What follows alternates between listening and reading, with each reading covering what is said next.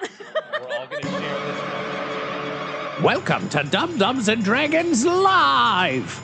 They tell me that you should turn off your mobile pajones. I don't know why you all just don't use thaumaturgical cell phones like normal people. And I guess I should introduce the cast. First, there's Tom McGee as the Dungeon Master. Then there's Ryan LaPlante as Butthole. Laura Elizabeth as Alan. Tyler Hewitt as Quinny. And Sean Howard as I have no fucking clue. But we hope you enjoy the show. It's live. It's streaming. There's audience interaction. It's Dum-Dums and Dragons. That's some droopy issues. So you want to hear a story about the Dum-Dums, do you? Well, there's no one more capable of telling that than me. This random bard you found in this tavern. That's right, none of these stories are canonical, but they will be fun.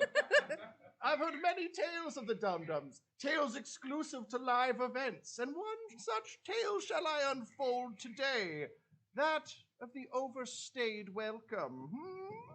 And now, this. Friends, welcome to Dum-Dums and Dragons Live. This is our very first time doing this. Hello, Internet. Hello, humans. We really appreciate all of you coming out, joining us from near and far.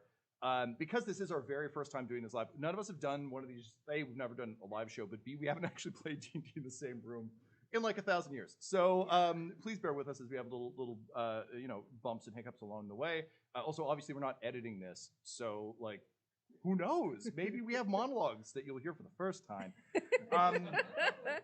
As Ryan indicated at the very beginning of the show, we're doing a fun thing tonight where a bunch of you will be rolling the dice for the characters here on stage. So whenever we need a D20 rolled, one of them will just call out for you. We will probably forget all the names, so it'll literally just be like Tyler being like, I need a roll.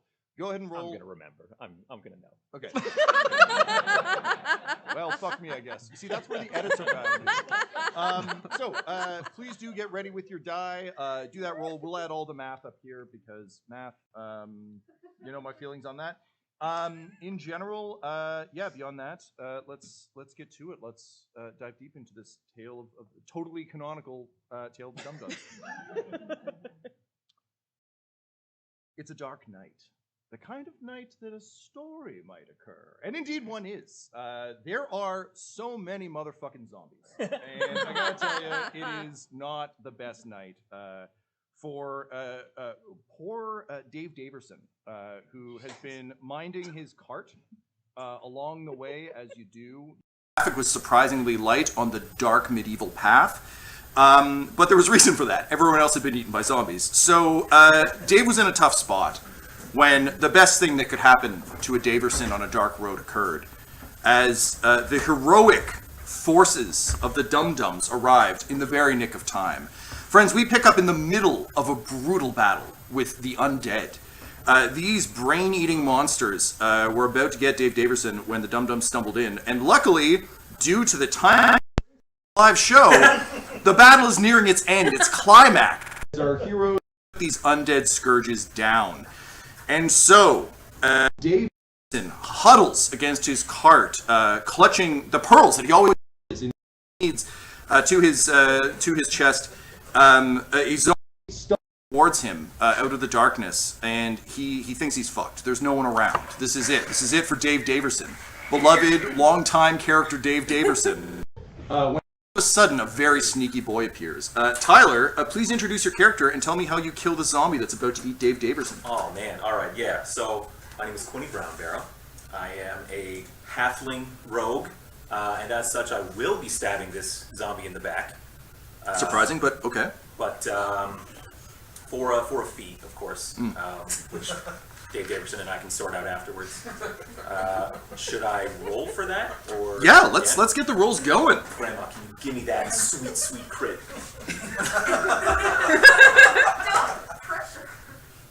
A 4? It worked with a 4 because we're with the frog, folks. So that is 4 plus 8 for 12 to hit. 12. Well, you're lucky this is a pre-credit opening sequence, because that will hit in only this version of a zombie. So, Queenie, flashing your frost-encrusted blade, Dave Daverson sees, he feels a chill. Yeah. His fingies get chilly while he's holding those pearls. What do you do to this zombie? From his perspective, the zombie's just looming in on him, and it's all he can see. He's got that tongue. I'm about to be devoured by this thing, and then just bright blue spike comes through the creature's chest, and then because this is like a bullshit roll that wouldn't normally work. Quinny just cleaves the guy in half from the chest up, splits the head. Kind of strength Quinny would never have for the rest of this game. Cool. Yeah. That's character introduction strength. I like it. Yeah. So the cart. This is Krez the Mule, beloved NPC Krez the Mule. There's a bunch of spin-off books. Really, I'd highly recommend them. They're not quite Terry Pratchett, but they're close. So Krez is being bullied by 3 bulky zombies, and they are causing some trouble. But out of the darkness, there's someone going, "Oh," who is clearly upset that this mule is being bullied by these undead monsters. And Alan, you're not going to truck that nonsense. What magic do you use to blast these motherfuckers, knowing full well that because this is a cinematic intro, you'll have the spell for later? No, I will essentially just mule just kind of. I was gonna say push him out of the way, but no, it's a mule. It's not doing anything wrong. He's having a bad day. It's just gonna be a light, please just over there, and then it's just like a plant feet on the ground and fireball. Amazing. Obviously. So before we get to the amazing damage that fireball is literally notorious for doing, both to PCs and NPCs, what does Krez the Mule see behind the fireball? What does Alan look like? How do you appear in this moment of heroism? Oh, I mean, Alan's just this is so great, because it's just a silhouette with kind of this faint silvery hair, this tall 6 foot tall half elf. And just I'm imagining there's kind of a wind coming back, so her hair's all yeah, Krez is just blowing really hard. Yeah, exactly. That's it. And then they disintegrate, and everything's fine. Krez is fine. No, Okay. Krez is fine. Great. Yeah. Because this is a cinematic intro. The last thing Krez ever sees is and then just gone. Yeah, Alan just looks behind her to see oh, such a cute mule, and then the fireball just woo no. Krez the Mule mystically jumps out of the way as a fireball incinerates 3 undead monsters. Honestly, it's only the second most impressive thing Krez has seen today, because Krez has seen some shit. But Krez is very grateful. Yeah, truly a fantastic mule. Now, as Krez and Dave Daverson are momentarily safe, that's great. There are still a number of these shambling monstrosities coming out of the woods. And there's only one cleric I know who's got the strength, joy, and flatulence to stop a wave of the undead. Ryan, as Butthole Farch sees a line of zombies slowly encroaching, like in a wave shooter video game, what do you do to stop this impending horde? There is a clanking sound in the woods coming out of the darkness. Just kerclank, kerclank. With a modern thought, you'd be like, maybe there's an evil robot joining the horde out of the darkness. And then there's just a kerclank, kerclank, and you hear a shink, and there's just a golden hammer glow at the bottom of a hammer. And then just a loud fart that spins into a wind, and you just hear him say, "Moonhammer!" And the glowing hammer sprays fire, and Butthole, who is 6'4", looking like Dave Harbour on a rough day in plate mail, he casts Destroy Undead. So he holds up a holy symbol, and just all of the zombies disintegrate in the wave that closes towards him. And he goes, "Nobody gets those pearls but Quinny, I think."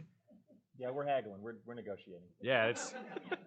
And so Dave Daverson starts counting the pearls to try to figure out how many roughly is 20 gold. It's an heirloom, so it's real problematic. He's trying to figure it out, which unfortunately means that neither of you notice the sneakiest of all zombies. Once an assassin like you, Quinny, who has snuck up and has climbed atop the cart and is ready to leaping brain bite, poor Dave Daverson, when suddenly they're interrupted by a cleaver to the back by the fourth, always part of the party member of the Dum Dums, beloved 6th-season character.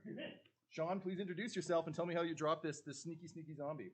So you see Fast, who's not really all that fast, but half bug, half bear. I assume that's what a bugbear is. I'm not going to fight it.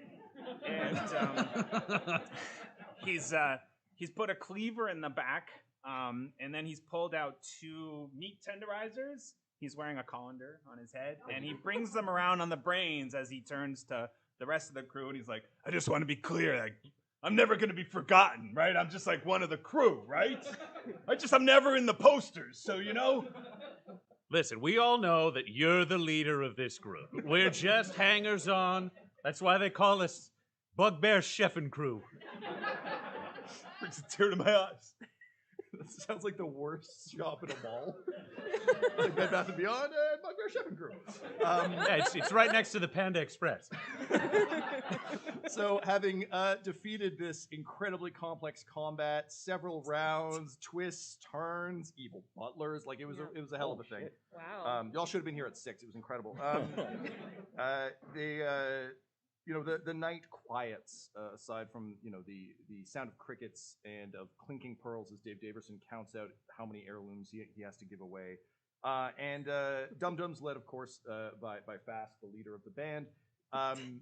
You're able to gather briefly around Dave Daverson's fire. It didn't start as a fire; it became a fire when he dropped his torch and screamed a bunch. But now he's got a little fire, and it's a cold night. And you begin to exchange, pleasantries, stories. Quinny's still waiting on his pearls, as you do. Yeah, I'm just gonna count them for you. I'm just gonna take them. Okay, but you promise you'll be fair about it, though, huh? Of course, yes. Okay, I'm trusting you. These are all I have left of my family. Wait, are you a pearl?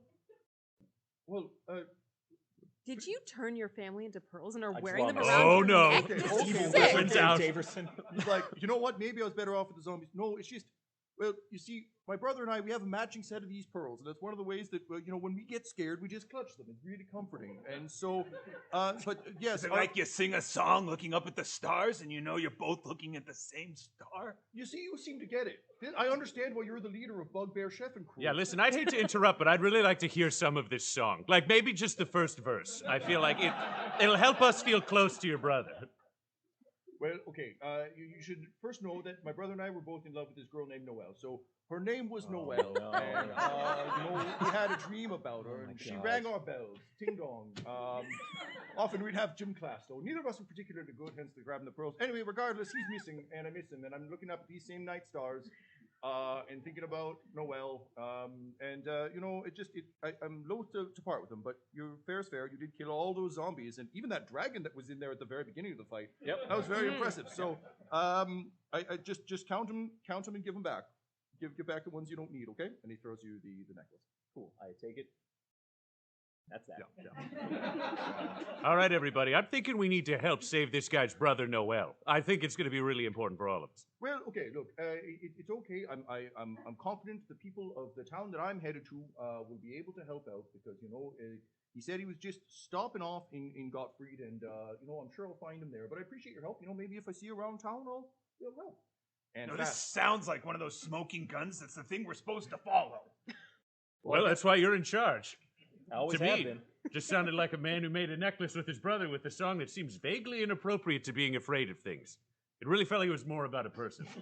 Like, not about being safe, but just like not at all. And 2 brothers with a crush on the same girl, no conflict. It's kind of weird. I know. Doesn't that stand out to you? It feels more like maybe there's only one necklace. You know what I mean? Oh, what if he is his own brother?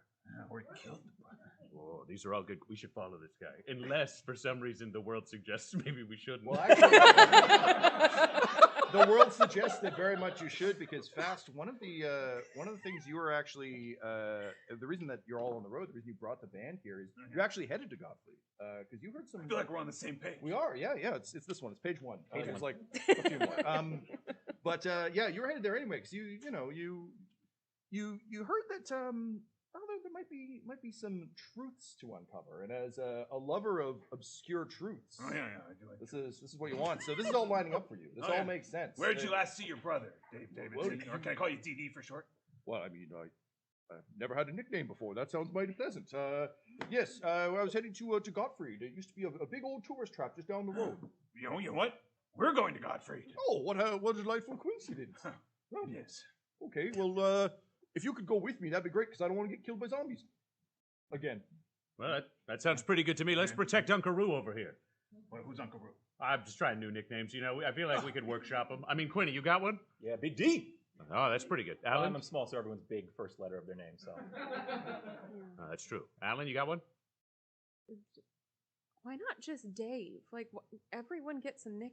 And I yeah, don't. why Did the we full ask him first if he? and last name, Dave Davidson? We've never asked anyone if they want a nickname. Like, do you want a nickname? Well, we call you Big A, right? I mean, Like, well, yeah, but And he's everyone's little always Q. called me Big A. It's like, And I'm the cleaver.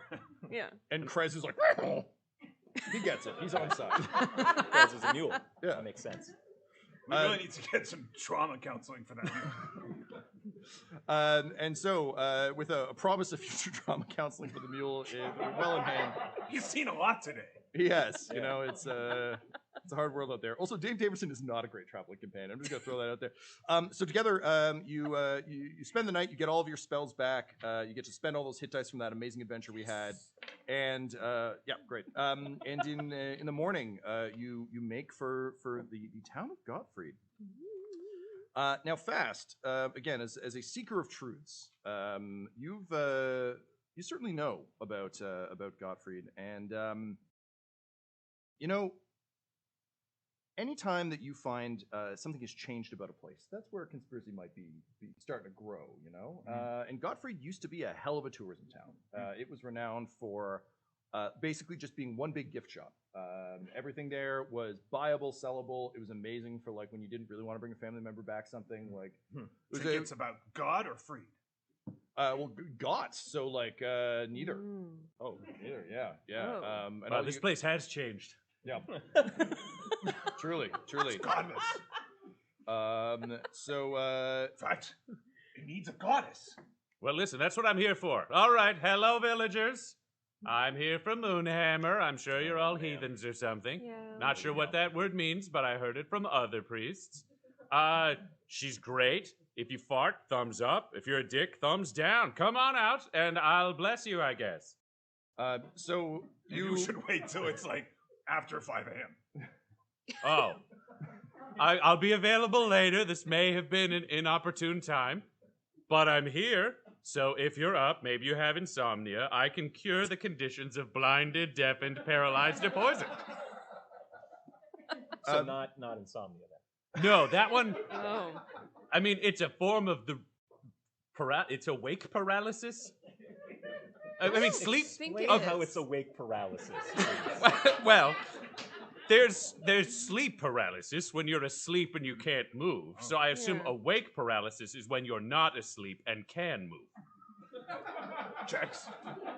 Let me just. I feel like I have to do a wisdom save on my own story. Abby, can you help me out? 6. that's Okay. tracks. Yeah, this is. That's still +7, so we get to a 13. So he's like, that doesn't sound right, but I think it still might be. Let's move on. As Butthole continues to ponder the existential crisis of himself, you make your way into Gottfried. Gottfried is a sprawling place. It's bigger than you would have expected, but in a very concentrated tourist town kind of way. Think like a Banff up in the mountains, where it's just like we only exist to service skiing. So as you Wait, so Tide is Pod. it sprawling or is it concentrated? it's both. It's sprawl and traded. Okay. It's a sprawl of concentrated spots. Let's go with that. Yeah, you know how a sleep paralysis and awake paralysis, Yeah. it's sprawling concentrate. Gotcha. Right. So I rolled a 4 on my wisdom save. So sprawl and traded. Anyway, it's a town. Whatever. Who fucking cares? You arrive at a town. You've all seen towns. It looks like it could be in Skyrim, but it's not. So you arrive, and despite the early hour, the town is already a bustle with people kind of running around. You can see there's sort of a large section of town that seems to be very industrious. That is, you can again hear like the tinking of metal. You can hear like an a cappella group warming up. Industrious. Yes, very. And concentrate. It's concentrated a cappella. You don't really want to water it down. So you kind of see that in the center of town. You see The most concentrated part of town. truly the single most concentrated of all. Yet also somewhat sprawling, gently sprawling. There is a massive statue, and Tyler, you're kind of surprised to see that it's a halfling. And it is a halfling just kind of like heroically holding a hand up in the air, staring at. It's not you this time. And there seem to be people leaving flowers by it, just casually as they pass by. Yeah. Beyond that, you can see just a massive palace with just like 4 sets of giant, like 10-foot tall double doors, just facing outward. To the northeast, there's a massive white wizard's tower. It is such a massively strange-looking tower that it could only belong to a wizard. Alan, you look at this thing and you're like, it's classic wizard real estate. Hell yeah. So you see that, and beyond that. Yeah, there's kind of paths here and there, but you're just at the sort of the mouth of town. But people are already up and about. People are kind of milling about. And Butthole, having loudly declared a bunch of shit at 5 a.m., some people do come up. And they kind of look to you. They look at Fast in the chef's outfit. They look at Alan, clearly a wizard. And they miss Quinny because he's so sneaky.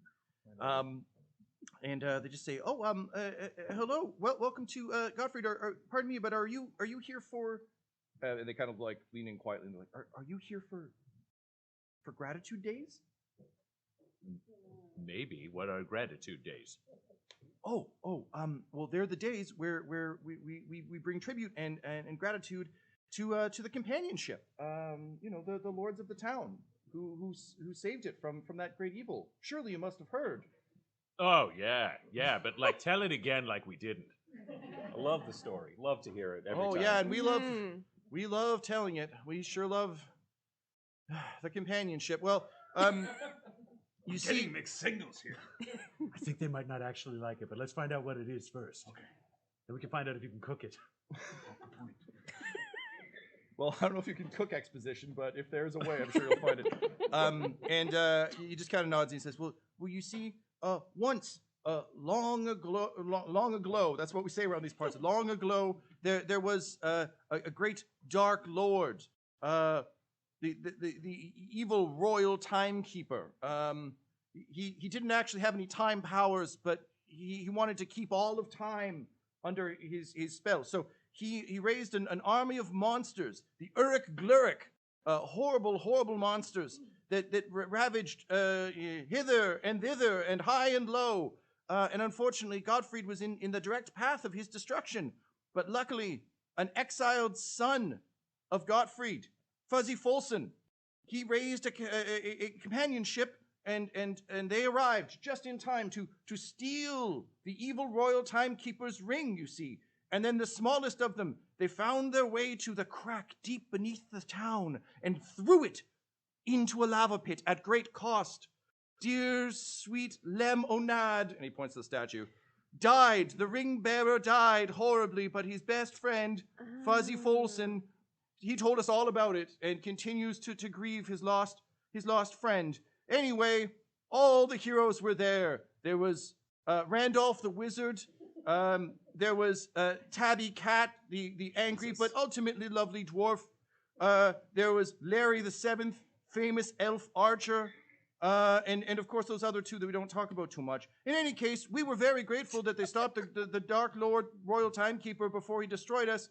And we said we'd pledge them eternal gratitude. And they took that very literally. They've been here for 400 years, just eating and drinking and demanding gratitude days. And we're very grateful, of course. And they keep the Uruk Gluruk from rising again. But we sure would like to go back to being able to, I don't know, not deliver gratitude gifts every week. And we used to be a wonderful place that travelers would come to, but no one comes here anymore because of the Gratitude Week. So anyway, if you're here for that, cool. If you're here because you thought we were a good place, maybe fuck off out of here. Yeah. All right, we're just gonna do like a huddle for a second. Okay, I'll stand over here politely at distance. Fabulous. So it sounded like they got some people who are in charge who are demanding a lot. Yeah. And it vaguely sounds like that stage play. I don't know if you guys saw it, called Lord of the Rings. Yeah. For legal reasons, it's entirely different. Yeah. But It's more like the later books. Yeah, like the Silmarillion. That was a terrible play, and I don't know anything that happened in it, but my friend said it was all right, and that friend is wrong a lot. All right. Okay. Something about bracelets, my friend said. That's all I got. So, what about these Urgle bugs? Like, do we think this is a net gain? Just lots of gratitude, no Urgle bugs eating everybody? I don't know, he lost me when he got to Fuzzy. Something. I did stop tracking names after the Yeah. cat person. Yeah. Yeah. We may just have to ask him to repeat the whole story again. Okay, yeah, let's try. Okay, But like just the Excuse me, huddle, highlights huddle.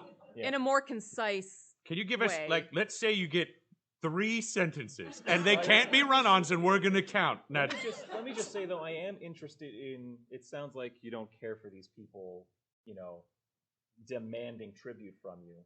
I wouldn't mind replacing them with us. They've already got the halfling statue. okay, what if And we then could help just you, receive tribute? but we get like 1 week, and then we don't stay for 400 years? Just like a day, like not even a like. Well, maybe we could like. We already got the pearls. Like, how much What if more do we- I've got the pearls. The pearls are mine. Oh, I'm so sorry, you no saved pearls? them by yourself. That's fine. Wait, there were Pearls? What? yeah. Fast wants to know something about pearls. I don't know what you're talking about. Oh, sorry. I must have misheard. I thought somebody said we had pearls. Oh yeah, Quinny's never lied to any of us. No. Okay, Yeah, so no, never. so okay, it sounds like we might be able to help you. So who is getting gratitude? Wow, I thought that tourism not being here was a bad thing, but it sounds like you people don't really listen at all and just compare us to other completely legally distinct entities a lot. And if you read the later parts of the Silmarillion, it's actually pretty. And then he just goes on for a bit. Is this your friend? And he says, "Okay, One of them. look, I'll give it to you in those 3 sentences you asked for in some kind of structured improv-y way. Dark Lord raised Glurix, and they were bad. Dark Lord bad, Okay. got it. Lurk's bad too. Yeah. Companionship stole rings, some distracted and fought Glurix, and some sacrificed themselves in the pit underground. I believe that qualifies as a run-on. Yeah, but okay, so team save day. It was close. Cool. I didn't realize that all tourists were so grammarly. Yeah. And third, we had pledged eternal gratitude, and they took it very literally, and we deliver them gifts. This is a run-on sentence, but go fuck yourselves. We have to deliver gratitude every week because we're very grateful, but I kind of wish they would fuck off and leave, and if they did, everything would be great, and that would solve a lot of our problems. What is gratitude? Like, what are you delivering? And he just gestures kind of to the Gratitude District, where people are very clearly like, there's a massive brewery. You can smell kind of hops on the air. You can see there's just a bunch of like just exhausted looking sculptors just chipping away like kind of badly at this point, but like, they're making statues of who the person you're speaking to, who doesn't have a name, refers to as Fuzzy Folson, the heroic exiled son of Gottfried who returned as some kind of king and is now king of Gottfried. So they're just like chipping out heroic, chiseled, maybe he was in Hidalgo kind of statues of this guy, wearing a long cloak with a sword over his shoulder. You can see there's some painters at work. The a cappella group is working on some stuff. What else do I have? The Swayze Pottery Barn is in full motion. The Loom Room is making, weavings. The Grande Ballet is practicing their point, and the Gottfried Fringe Festival is almost in full swing for this week. So they're basically, you can see it's like a full victory parade if you had to do it every week. So it's kind of reached a like a McDonald's or Walmart level of quality on said victory parade, but they're still putting in the hours. So like really good. Are they sponsoring the stream? They could in future, so I alright, think yeah, no, high great quality. stuff from Walmart and McDonald's. In that they're Yeah, very yeah, yeah. affordable, provide great jobs for Yeah. local communities, and are widely available. Yes, those are the kind of. They might Victor's slowly grades. kill us all. Yeah. I said where's Mike's. Where's this Fozzie Folsom guy now? Oh, he's in his palace of Mordors, and he points to the massive structure just to the north. The big doors. Yeah. Mm. He really likes pushing them open very slowly. All right, so other than demanding a party, has he ever done anything that we would consider generally evil? Right now he sounds rude, but you guys seem kind of, I don't want to say it, but like a little bit soft. Like you guys, like, have you said No, no? to him? we are.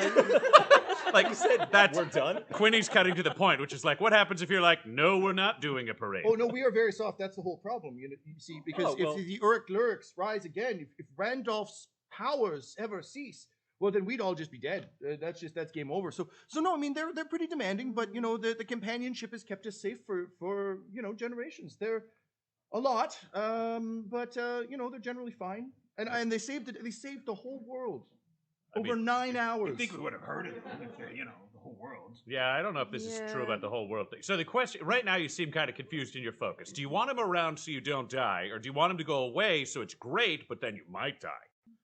Well, I mean, ideally, if there's some other way to deal with the Uruk lyrics other than a wizard casting a spell once a week right before the gratitude parade, Wait, then are that the would be Uruk great. lyrics the zombies that we met on the way in? Oh, no, Uruk lyrics are much worse than zombies. There's a lot of Oh. necromantic powers left over from the Royal Timekeeper. He's actually a necromancer. I don't know why I picked the Royal Timekeeper. He really could have been named anything else. Anyway, no, the Uruk lyrics are, well, yeah, I can take you to the Uruk lyric garden. They're here's just the- right over there. They're kind of like weird Wait, tar they're monsters. They kill protecting Tasha you. Yar. They're protecting you from. So they're protecting you from the Uruk lyrics. Yes. We've never seen an Uruk lyric before. Yeah, I can show you. They're all frozen. Oh, they're frozen. Okay. So it sounds like the monsters are real. I'm thinking, it's a like Dark Lord bad, Team Save Day, staying forever. That's the plot. We want to go talk to the wizard people because then maybe Alan could do the spell in a way that doesn't require them to be here every week. Bad guys frozen, good guys fuck off. We get a gratitude week, and the chef cooks everybody something. One of those great bugbear recipes. We might just want to consider that like this companionship might not want to leave. Well, I think we could go talk to them. The one thing I've learned is if you go talk to people, they're totally rational all of the time, and they just want to make a friend if they're being kind of rude. So I think we go in, kiss them on the mouth, hello, tell them they did a great job, maybe fart up the place, bugbear cooking, and then they join us on the road. Then all of a sudden there are more people, so Team Bugbear Chef and crew could have a whole companionship. There have been a few. Oh, I mean, given. Where? That was my brain. You could hear the union brain thought. It's gonna happen. I say it out loud. I can fart words now.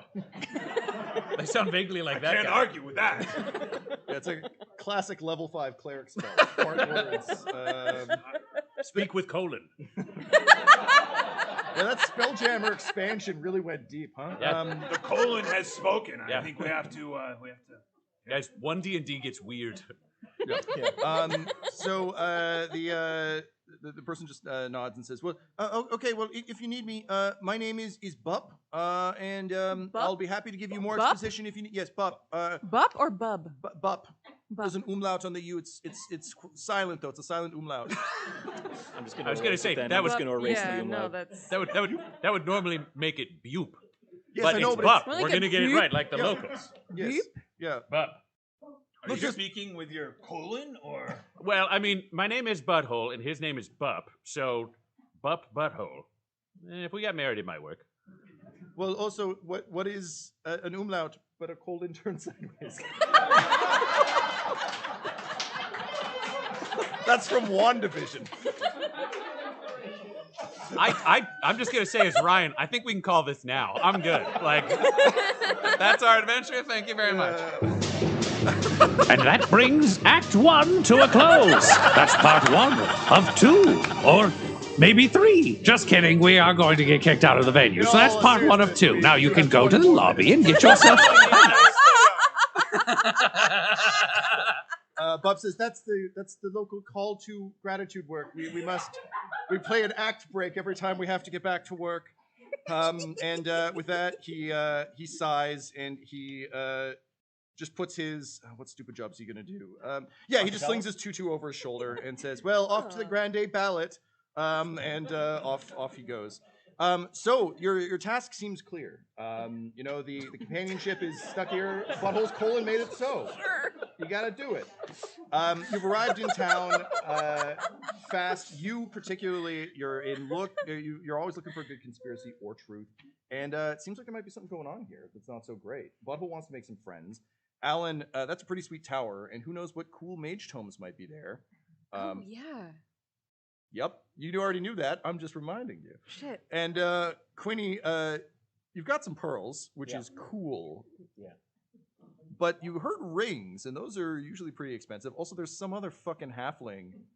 This Lemonade guy seems like a bit of a tool. Like, should he be the most famous halfling in Godfrey? I hate him already. Well, he's dead, so that's you win, I guess. But he does have a statue. Friends, huh? Huh? You say he's got friends, eh? He does. Oh. Excellent. So without fully knowing exactly what you want to do, that's more of an Act 2 problem. You set out to try and deal with the companionship in a way that will earn you profit, knowledge, possibly conspiracy, but definitely a good meal, and maybe some friends in a union. So, your major locations that you can visit. If you look at this beautiful 3D map we have just below all the cameras and all of you that you can't see from the stage. But Oh, wow. I didn't know we could afford a hologram. Wow. Yeah, Tupac is in this one too. It's good. We got all the hologram technology. So you are currently at because you all submitted names, I had to just put in all the Lord of the Rings names, which I have not had time to change. So time for some fast name changes. You're at definitely not the Frodo statue. You're at the Lemonade statue in the center of town. It sounds like Ryan, you mentioned wanting to go to White Tower to visit Randolph the Wizard, but you also were a little bit concerned, Laura, that the Glurks might not exist. So you can go to Wardenholm and the Glurk Gardens to see the Glurks, or you can head to White Tower. Which of the two do you want to start with, or do you want to split the party? Do you know what? I really think, Fast is our leader, so I think maybe Fast should make this choice. Do we all go together, or do we split up?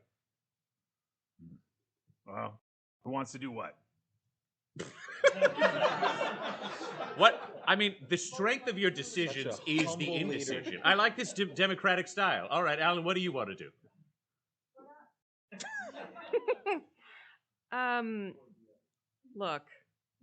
Look, everyone. Yeah, how long do you want to be here tonight? Yeah. It's gonna take time. For Tom's sake. No, look, I'm just really I don't know that these lyrics are like not I don't know, some sort of something that was made by the wizard to something conspiracy. Did you say conspiracy? Someone did. I think it Yeah. I think we should check them out just to make sure. We've never run into them before. Oh, good point. We never heard of that before. We've been in a lot of places. And this village is, self-admittedly, really soft. I've been many That's what seasons could of be. places with all of you. Yeah. This could just be like a topiary garden where they Yeah. made some trees kind of shaped like people, and then everybody's like, "Oh no, give this guy stuff for 400 years." The Uruk could just be real pushover wusses that we could just hand. Oh, I never even thought of that. Because these It's like a people are- criminal gang of children. Sure.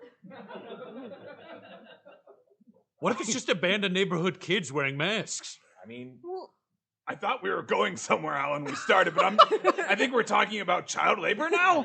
no, well then let's investigate the child labor. Oh my obviously. god, we have to save those kids! And with your mighty war cry of "Save the children," you rush to the Glurk Gardens as though they are, in fact, like urchin criminal gardens, which admittedly is not outside the realm of one of our adventures.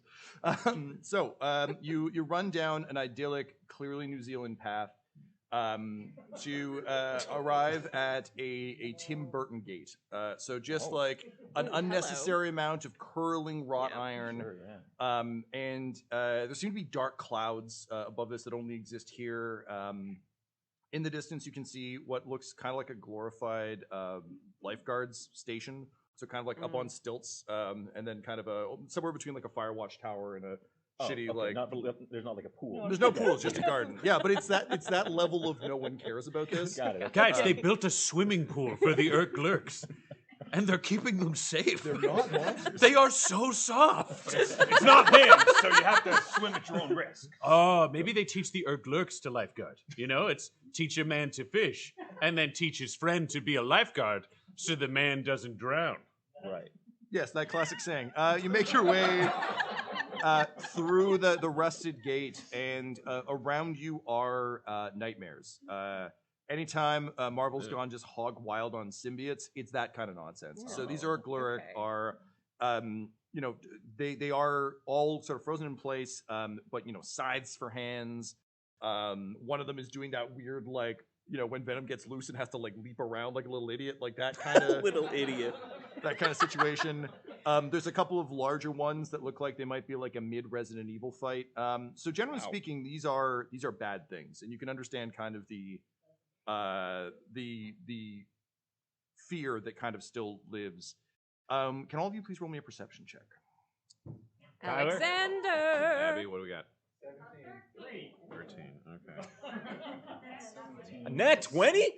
Yeah. So All right. 3 plus 5 is an 8 for Alan. Cool. I think we're just gonna go with the nat 20. Quinny, Yeah. what do your hobbit eyes see? I don't know, man. It was rhetorical. Just tell me what you see. Oh, okay. No, I'm not ready okay. for this. I don't have any notes on this. He described the room to you, Tyler. Just repeat it back. Show you did your homework. You see a lifeguard tower. It's unmanned. Wait, did they make a pool? Yes, they did. They're very soft. Okay, great. But wait a minute. So, Quinny, as you look at the Urk Gurk Gardens, Jesus Christ. Yes, as your companions kind of, I think, begin to kind of move amongst these things and kind of make all the snarky comments you'd expect. They stop by the pool. It's kind of shallow. It doesn't look well kept. 'Cause I guess there's a pool now, because why not? You could have sworn that you saw one of these fuckers move. Oh, like just a little bit. Just like a little tiny itty bitty bit. But I think you've got really good, soft vision for things moving, because, they might be trying to steal stuff. Sure. Yeah. In detecting that movement, am I able to kind of actually zero in on which one I thought I saw moving? No, you saw some movement, unfortunately, because they're all weird tar yeah. monsters. You only rolled a natural 20. Yeah. Well, yeah. Unfortunately, the dice don't go higher than that, but Maybe not in this game. Okay, does anybody have an objection if I do the obvious thing and hit one of these with a hammer? No. no, go for it. Because if it shatters, then that's awesome. Yeah. Oh, yeah. Let's do this then. Okay, so he's gonna double-handed just Moonlight Bringer, the one that looks like it's Venom out and crawling. He's gonna start small. He wants to try to smash that one. Yeah, I get it. It's like a whack-a-mole situation. Yeah. Okay, let's see that roll. Maybe. 18. Oh, hell yeah. Nice. So we add to that. That is a 25. 25 to hit the non-moving. Cool. You truly are the heroes we need. Butthole, you bring Moonlight Bringer down with the glory of your flatulent god powering it, and it smacks into this, and it's a little bit just like slapping a bag of soil. It hits it, and it's just that exact noise that I made. We've got a great on-site Foley tonight. Love it. It's like a squingy noise. Pulling the hammer back out is sticky and gross. It doesn't. Yeah. So it doesn't. Sounds like a fart going back in. This place is unholy. And as you say that, as you make that very astute observation, two halflings come bumbling down from the lifeguard tower. They start kind of running, and they're kind of tripping over their cloaks, and one of them's talking about eating because that's his thing. And they run up and they pull out their little tiny halfling swords that honestly are so offensive to you, Quinny, as bad weapons. Yeah. They kind of hold them out, and they do that awful each one of them says a word. I'm not going to do it, but I'm just going to speak in a single sentence. But understand they're jumping back and forth. Yeah. But they're kind of like, wait, who goes there? Stop disturbing the Orc Lurk Gardens, lest they wake and kill us all. So the spell doesn't even work that well? Well, we think it works, but maybe not if you hit it with a fucking hammer. All right. There's a reason we don't just walk around stabbing them all day. Okay, so who are you? Yeah. And, okay. And Do like, you have a better idea? when you say "Who are you?" you just see their shoulders fall, and it's a little bit of that like Chris Pratt, like I'm Star-Lord, man, thing where they just kind of like shoulders slump, and all the fight goes out of them. And they're just like, I'm Barry, says the one with the good hair, and he's like, he's Gary, who's the one with slightly less good hair, and he's like, we're members of the companionship, man. Come on, we were there. We held off the Uruk Lurks so that Lemonade could throw the ring and himself into the pit. Well, Fufu Magnomi, his beloved companion, went with him and helped him. It was a thing we did. Fuck. All right. Well, now we're wardens. We're wardens of the garden, and we would appreciate it if you don't hit the awful monsters that Randolph keeps in check.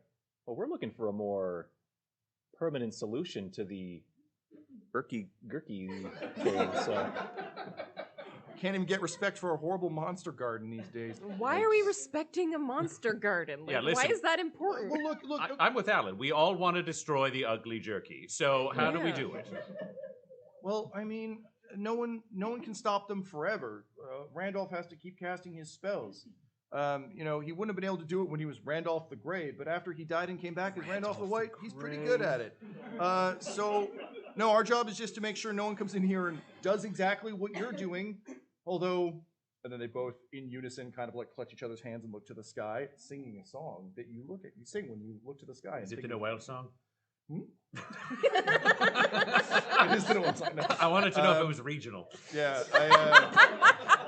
just as a fun aside, it's been eating me up that I didn't immediately go to somewhere out there. So like he sings that. Okay, perfect. Beautiful and heartwarming. And I've been so mad that I didn't think of that earlier. So it's nice that I can slip it in now. Noelle is in it though, because of course she is. So they just say, we wish we could be elsewhere and that we didn't have to be here. We wish that people would remember us. We were important, damn it. We saved the day, but surely great adventurers like you wouldn't know anything about not being respected or remembered, right? Especially you, Fast, most memorable of all. Yeah, no, I don't know what that Yeah, I doesn't- know. Yeah. It's only doesn't us. unnerve at all. Only us, Barry and Gary, the forgotten companions of the companionship sigh. Quick question for you two, because it's really sticking in my head. How have you lived for 400 years? Oh yeah. Oh, it's the magic of Randolph. He keeps us going. Which Randolph? The Randolph the pre-death? White. Oh, Randolph the Grey could never keep us going that long. He just smoked a pipe and fired fireworks a bunch. People said he was impressive. I don't know. He lit up his staff like once. I want a sidebar though. Like, the next group of companions we meet. Is there a way we could get a shorter version of this? Because they all tell the story over. Yeah, but I mean, like, I have a lot of questions and it sort of slows them down. And I don't want to not ask the Yeah, fair questions. point. Okay. So All right. maybe we could say to the next one, we're like, hey, we get it. So skip all the crap where you explain The your ring, stuff. the thing, Yeah, the yeah. stuck here. Because, like, Okay. first couple of times are bad. This time, we should know. Well, And Yeah, if we yeah. don't, that's on us. Also, hey, I'm sorry. We were both eavesdropping because we're assholes. Look, I didn't get quieter. we heard your colon, and look, the other You ones. know it's a nuance. Yeah, I do. Yeah, that's ancient knowledge. Look, I get what you're saying. I know you hear the story a lot, and I know you didn't hear us in it. The only reason we bring it up is we're two of the only companions other than Fufu Magnomi who actually still care about the Dark Lord Royal Timekeeper and all of this. The rest of them, I mean, like Tabby and Larry, I mean, they're just embroiled in their marital feud, and that's all they care about. And I mean, all Fuzzy wants is his gratitude festivals, and so yeah, you won't hear it again. I promise. No more recaps. So it's I the have last questions. one. I want to know which two he shipped of the. Oh, that was Tabby and Larry. I wrote it Yeah. down in my mind. Yeah. The elf and the dwarf, who were enemies at first, but they came to love each other in time. Oh, yep, that happens to the best of us. Right, Fast? Yeah. Yep. I will remember And, you. but and Fast just have this moment of both of them just saying yeah and not commenting on a personal history that is clearly very rich.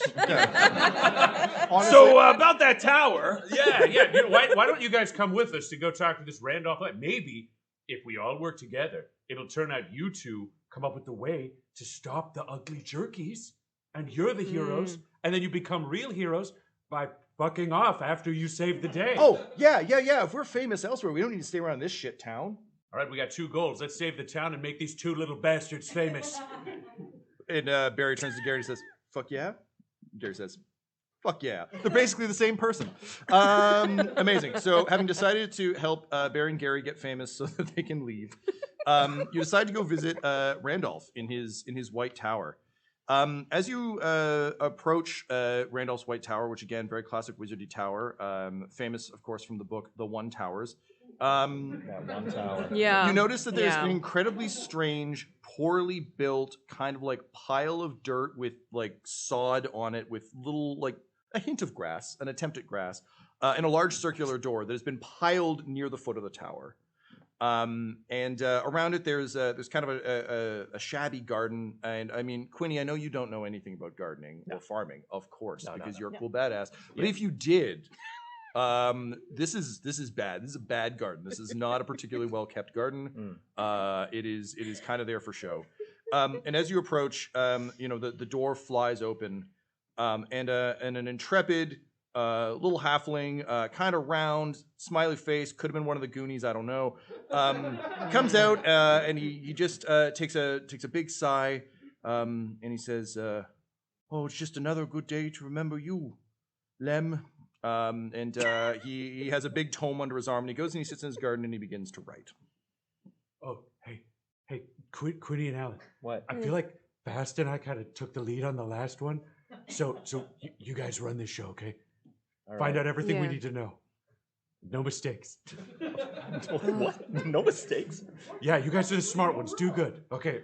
Good luck. All right. I have to say, like, I'm kind of confused. I'm like, wait, so Lemonade sacrificed himself, Yeah, with the ring in the lava. and this other guy was. Never mind. I'm just trying to sort out who's who Right. in this like Well, equivalent story we've been in the spirit trying of to that. compare to. Hey, who are you? And he looks up with a boyish, crooked grin that's very endearing and would make him an easy kill in Stranger Things. And he gets up and he says, "Oh, visitors! My name is Fufu McNomi. I'm one of the companionship. I'm just writing this tome. It's called There and Back Again, distinctly different from other things. And it's a story about my best friend." And he looks up at the stars and he thinks a song. He says, "Lem Onad, the great hero who sacrificed himself with the ring, and I couldn't save him. But anyway, I'm keeping his memory alive in this book." Oh, all right. So we're here with Barry and Gary. We're sorry, I wrote this down. We're the Bugbear Chef and crew. Yep, that's it. Yeah. Yeah. Always have been. Yep. Always will be. Mhm. And we ran. No reason. We ran into your companions there, Barry and Gary. Told them that we were looking for maybe a more permanent solution to the stalemate you kind of got going on here in Gottfried. We were hoping if you could help us figure out how to make that happen. Oh, and he gets a little concerned. Can I get all of your passive perceptions, please? Passive? Yeah. Mhm. 14 for butthole. Yep. 10. 12. 11. Okay, great. So he nods and he says, "Oh, well, I think things are kind of fine, actually, here in Gottfried, other than, of course, my dead friend Lem. Okay, yeah, all right. But, but I suppose if you want to help out around the town, that'd be all right. Honestly, we're all pretty tired of Tabby and Larry fighting. We should honestly all be here living the beautiful life that Lem sacrificed himself so we could enjoy together. But instead, there's all the fighting. Also, Wait, you said Barry and... Wait. Lem... Oh, just the marital. Yeah, okay. they're really mad Yeah, at each yeah, other. yeah. And honestly, though, he leans in conspiratorially, kind of like trying to stay away from Butthole and Fast, and he just says, we're friends now because I've been telling you my story. Yeah, of course. I got to tell you, I actually don't mind that that Larry and Tabby are fighting because, right now they kind of think that Gottfried is the only thing that they have in common anymore, and that means they'll stay. Because I think if they sort their shit out, they might just leave, and then there would be some kind of breaking of the companionship. Jesus, and we haven't felt that bad since Boromir died.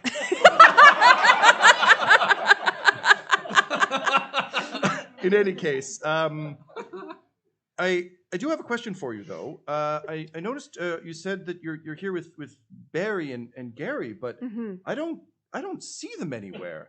And based on your perception checks, neither do you. Wait. That is, of course, until you hear a "Hey, up here!" And looking up, you see Barry and Gary up the White Tower with their hands on Randolph the Wizard. They said, "We figured out how to be famous." And with that, they toss Randolph head first off the tower, where he plummets and crumples. No.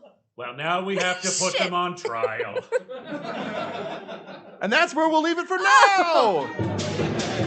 And that brings Act 1 to a close. That's part 1 of 2, or maybe 3. Just kidding, we are going to get kicked out of the venue. So that's part 1 of 2. Now you can go to the lobby and get yourself a nice snack, or maybe a drink, maybe 2 drinks. I don't know what the limits are, but I assume it's going to be excellent. Yes, this is good. This is good. It's got a show, we've got an audience. This is what magic is. Magic!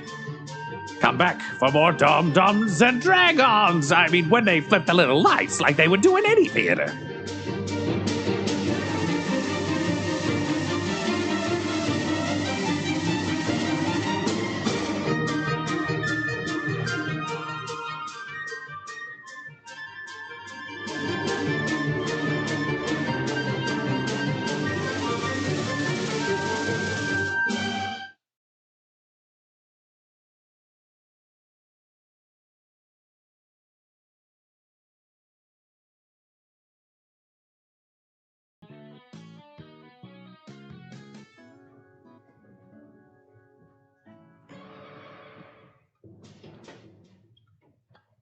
Wasn't kidding about that awkward 10 seconds. I know. There it is. Welcome back to Act 2 of Dum-Dums and Dragons Live. Now, admittedly, I recorded this in advance and sent it through some sort of time portal, so I have to assume that Butthole built an epic hoagie, and this is only based on the odds. Alan had her first romantic relationship, and what a charming first kiss that was. And Quinny found religion. Yeah, I'm sure that happened. That's got to be how it's all happening. And then Sean. What a Sean! Dum-Dums and Dragons! Well, it turns out Randolph the Wizard shall not pass.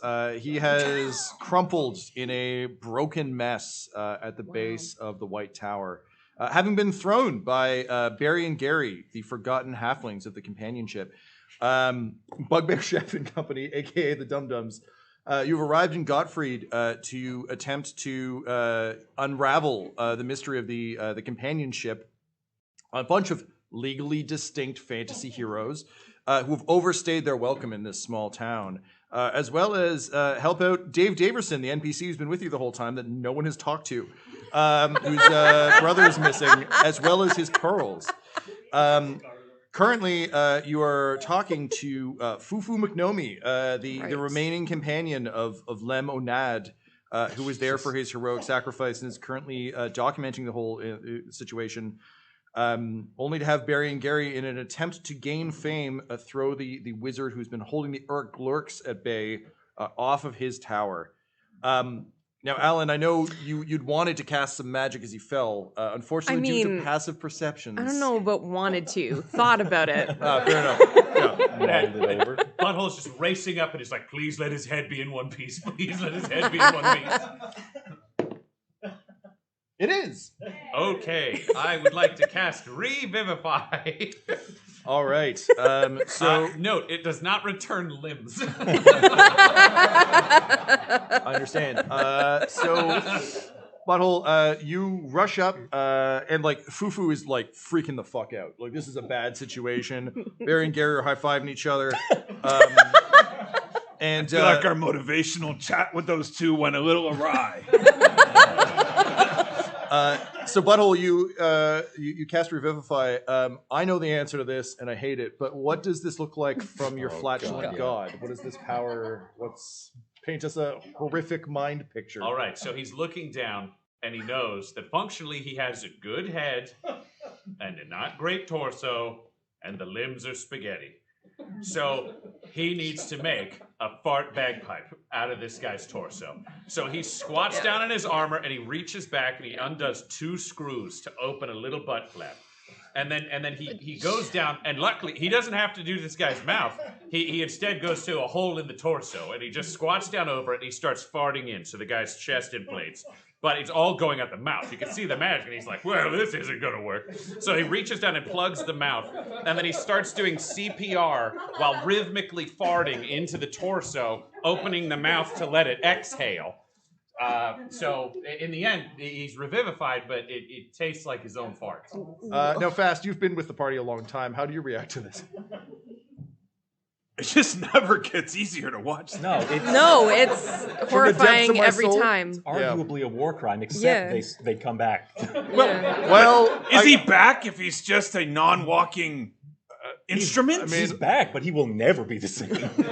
Actually, guys, I got some bad news for you. He does not come back. Oh. There's this tremendous farty bagpipe adventure. Straight up war crime. Yeah. It's not, okay, for the last time, it's not a war crime if they're a corpse. Randolph does not. I don't care if the crowd agrees. Yeah. At best, it's a misdemeanor. Okay. Some places it's not legal, but you grew up in my household and nobody cares what you do to a corpse. They'll torture your family, they'll kill your friends, they slaughter everybody. It's a war country. But what about the wizard corpse? Alan is already walking up the door into the tower. I think someone should cover the donkey's ears. He's heard enough already. Oh my god, that's a donkey? Mule. It's a mule, buddy. Oh, okay, that's fine. No one can be blamed for their parents' actions. I'm sure you heard the monologue, Krev. And he's gonna like offer a fist bump to the mule. Like Krez has that sort of Principal Skinner looking through the blinds thing going on, or just like, the platoon theme is playing for Krez as he looks at this crumpled wizard and just thinks of all the horrors that have he's experienced in his life. But then he sees a fist for bumping, and like he's got to bump that fist. So just like, and he just taps your fist. Oh yeah, you're pretty good. Dave treats you right? I try. And now Butthole's very much looking at the response from the mule. Yeah, Chris just kind of looks at Dave, looks at you, and kind of like does like rolls his eyes. Like it's fine. He's kind of a knob, but like, what are you gonna do? Okay, yeah. I mean that sounds like work. Okay. All right. So Alan, you were storming the White Tower.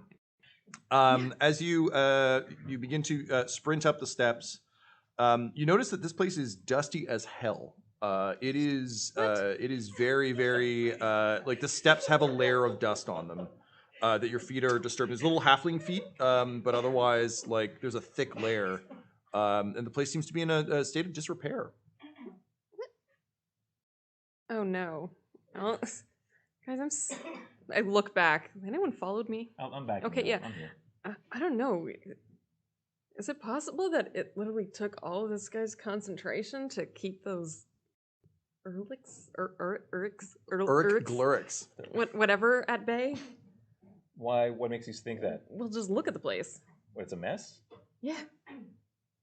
Like, I don't think anyone's come down these steps in a long time. Hey guys, I made friends with the mule. Also, Fast is here now. You make your way, having fast traveled. You make your way up the stairs. We just wanted to announce ourselves so we don't scare you. Yeah, we know how spooked you get. Yeah. The mule's here too. Yeah, but Dave got to stay outside. We don't give a shit about Dave. Oh, good. Okay. Turns out Dave's not such a great guy with the mule. Yeah, he's an okay boss, but like not gifted or anything. Alan, you're already making your way up the Yeah, steps. I'm already going up to the top of the so- tower. She keeps walking away from us. What's up with that? I feel like we lack focus is our problem. That's valid, I think, actually. You arrive at the top of the steps into the wizard's chambers, and what you would expect again to be it's a room full of an appropriate amount of like magical nonsense, big mirrors, a lot of bookshelves, but again, thick layer of dust on everything. There is a single armchair that is very like has no layer of dust. Is very like has clearly been sat on recently. Yeah. And there is basically just a footpath from that chair to the balcony and back. Where? Everything else is just a Okay. thick layer of dust. Is it like a footpath, like something that's been traveled, or are there like two halfling footprints and Halfling the feet wizard or footprints? wizard In a feet? dragging Like, path? a one-way No, path. it's it's a good question. It's a valid question. I respect it. No, it's a clear path as though someone has traveled it a number of Okay. times. There are halfling feet though, 100% along that Yeah, path, yeah. and possibly some drag marks. Yeah. Mm. Okay. Hey guys, Fast and I are here with the mule now. It took us a minute on the stairs because they were so dusty I almost fell. Oh, right, yeah. And I got it. part of the bag pap guy. What's that? Huh? I'm calling him Pappy now. Listen, we may have used my refilling beer stein because you guys kept leaving us behind and it made us sad. So now Look, he's a puppet. now we're again. It's not a war crime in a car. We're not in a car.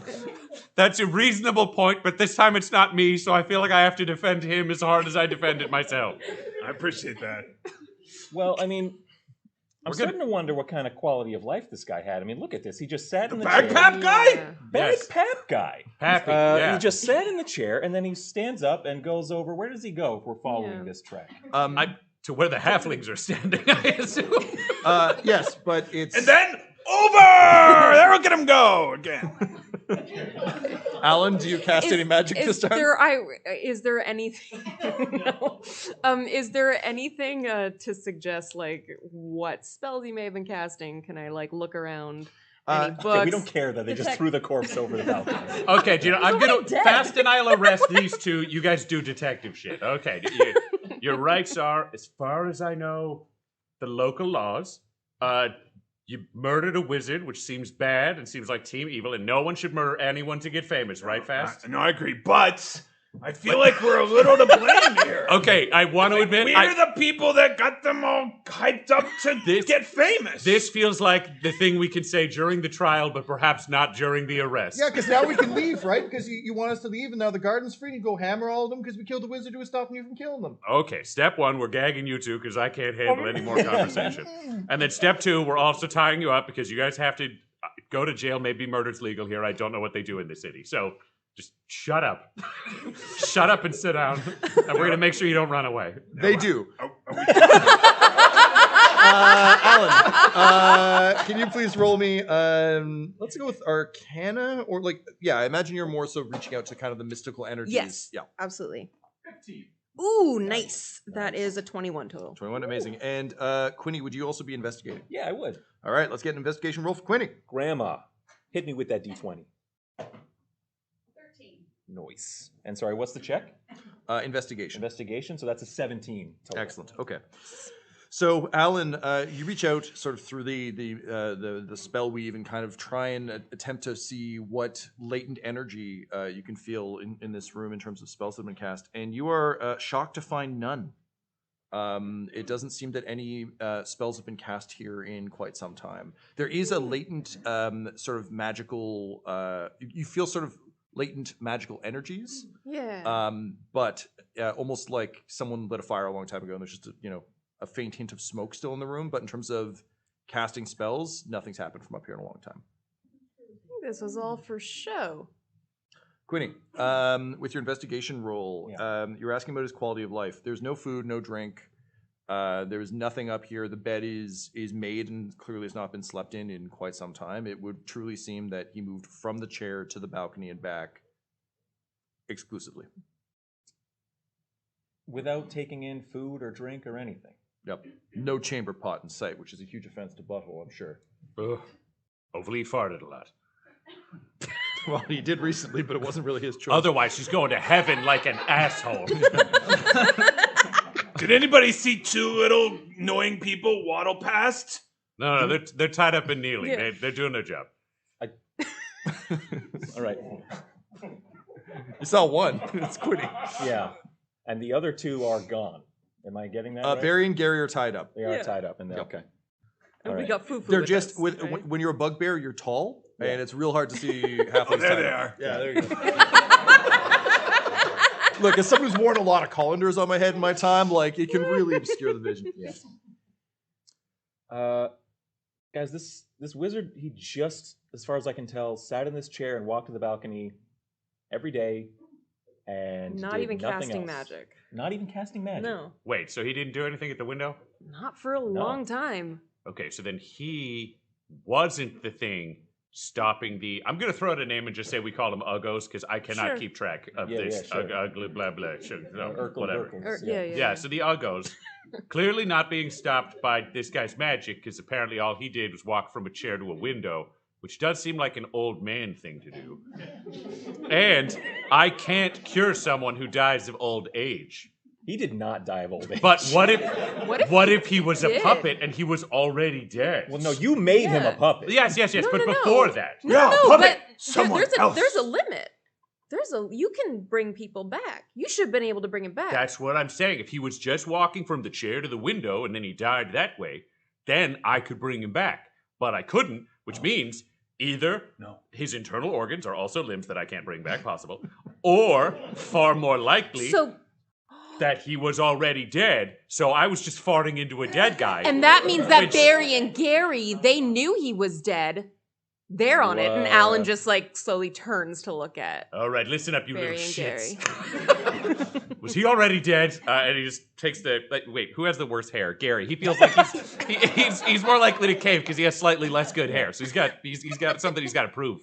So he takes his gag off and he's like, now, did he say anything before you threw him out the window? Or was he just a dead guy? Now, look, it would seem to me that there are two of you, and usually, as TV has taught me, there's a good cop and a bad cop. So I think, Ryan, you set yourself up as bad cop, which I think means fast you're the good cop in this situation. My question to both of you is, I'm going to need some rolls on this. Ryan, it sounds like you're going with an intimidation thing. You've got his not-so-good hair. Yeah, I just learned that fucking with corpses is a crime. And it sounds like you fucked with a corpse. Admit he was dead. Admit he was dead. You knew he was dead. All right, gonna get a roll, intimidation roll for Butthole. Natural 20. Thank you. Great. So as you begin to pull on the hair, he just says, "No, please! I have so little left. Please, you gotta leave me with my mostly okay hair. He didn't say anything. But every day he comes out, he waves, and he waves. He doesn't say anything. He just waves, and then he goes back inside, but he keeps us all safe. All right, so this sounds Like the Pope. Oh, the Pope. We had one of those nearby a cop. He's kind of caught up in some shit, so I don't want to go too deep into it, but...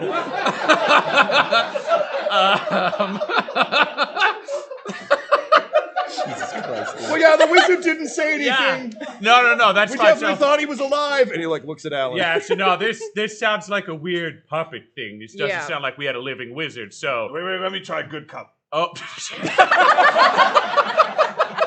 Would you like pie? Damn, that is a good play. Yep. 13. I'm going to give you advantage on that. So roll that again, see if it's higher. That's 26. You know, For pie? he's a chef. Thanks, that actually checks out. So he says, well, yes, I like pie for first lunch and second lunch and third lunch. Honestly, any of the lunches. Now you're getting greedy. Okay, well, I'll take what I can get. Aha, I'm the good cop now. This is one of those confusing interrogations. Now ask him a question. Who's keeping the Uglooks? The wizard, Randolph the But you wife. said he only walks out here in waves, and you know what? I think we need more intimidation, and I pushed the other one off the balcony. Oh, Alan cast Featherfall on that one. Great. So Barry with his Out the line! drifts down to the ground, and down there you just see Dave Daverson leap on him and just punch him in the face. He's like, I got him! I got him for you! Where's my brother, you son of a bitch? And he punches him again, and he's like, ow, my hand! He's unrelated to your brother. Just keep him tied up.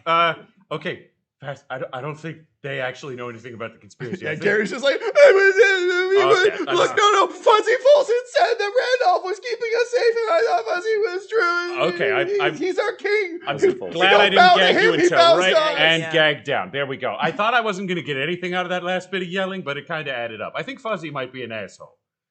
Yeah. Did we leave Fuzzy down with Dave? Oh, shit! Wait. Make your way down. We didn't. No. That was Foo-foo. McNomi. Yeah, I'm so confused by all the names. Oh, you and me both, my friend. wait, I want to be clear. Isn't Foo-Foo a bunny hopping through a forest? Is That is his Fozzie Bear and Foo-Foo McSuch and such, are they different people? Okay, yes. Fuzzy Folsom is the king who returned in some kind of Return of the Kingly fashion. Foo-Foo McNome can't carry you. Or he can carry you, but he can't carry the ring. But he can carry you. Okay, but He likes potatoes. wait, is okay. Boiled, mashed, or stuck in I know I promised to not ask for more recaps, but I also said that would be a lie. Alan, you seem to have the best handle on this. So, is Fuzzy a halfling? No. Not as far as we know. Excellent. He's okay. Viggo Mortensen. He's very clearly Viggo Mortensen. Viggo Mortensen. Okay, I know him. He's not shipped. He's one of the Yeah. three, but the one that wasn't shipped. Okay, so I know him from the stage play G.I. Jane. Yes. Yeah, Did that exactly. work out? That whole, Yeah. coming back? Yeah, it's very popular. Okay, so this is a fake wizard who is just moving around, and then there's these idiots who clearly did nothing and just stood near a no pool lifeguard station. Then we have the angry married couple. We have the confusing Foo-Foo McNomi, who seems to be doing whatever. And then the king seems to be the one who said the wizard was doing a lot, but the wizard was doing nothing. Yeah, we should go see him, right? The king. Yeah. Agreed. Agreed fast? You're the leader. That's Foo-Foo, right? I'm just No, going to you're say fast. No, You're you're fast. fast. Oh, right. We want to Yeah. go see Fuzzy, Yes. who is not Foo-Foo. Right. No Foo-Foo, just Fuzzy. Fast. Yeah. Make it so. And you do.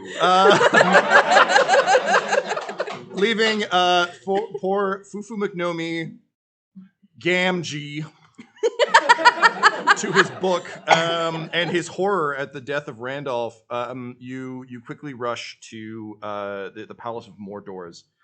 These doors are very large. One does not simply walk through these doors. So I'm going to need a strength check to push open these doors. Everybody start hopping. Okay, yeah, strength check. That's who we're going. 3. Oh, man, we are not getting through that fucking door. That is a 5 for butthole. You run into it, and it's like Wait. I remember at the beginning, our strongest member is Quinny. Yeah, well, I fucked up and ran into a door, so... Yeah, Dave Daverson's like, it's true. Yeah. Well, it isn't me. Yeah. Strength check? Strength check. The trick is to run really fast. Yeah. I just didn't go fast enough. Nat 20 would be great, Grandma. 18? Hey. So that comes in at a 17. You take 6 points of damage and bounce off. Oh. As I was saying, when Butthole ran into it, it's like a Capcom area that they don't want you to reach yet, where a mystical force repels you from the door, at full speed. So you're tossed away as though you didn't kill all the monsters in a Devil May Cry fight. And you roll through the dirt. Barry and Gary then. Alan, we might need your fireball, or else we're gonna have to use teamwork. Yeah, we all hate teamwork, so get that fireball in there. I mean, we'll try. Do you have any other spells you want to use, or just going straight to Well, I'll fireball? throw acid at it first. I want to get something a clear. little I less get destructive. Fuck out of here. Just, I'm gone. it's fine. It's fine. It's fine. It's fine. I made one You mistake, like melted- once. It's fine. Acid at the door. Great. So, Alan, as you throw acid upon the door, the magic starts to interfere clearly with what? Well, no, in like a good way. Your magic kind of interferes with it, and with a massive like whomp, it shatters, leaving just the large doors. The doors are still in place, but the magical field is gone. If only you had a very strong character who's really min-maxed towards only strength. All right, Quinny, get in there. This is the lore we've established. Let's do it. Wait, Quinny. We know how to do this. And Butthole goes over, and he just takes a knee and leans forward to give you the platform. Oh, yeah. All right. So, well, let's have the roll, and I'll tell you whether I open the door or break my leg. How strong is your purpose? 14. So, with a 13, I run and vault off of Butthole's shoulder as he's kneeled down. I do like a sweet flying kick at the door. What do you yell? I'm fucking sick!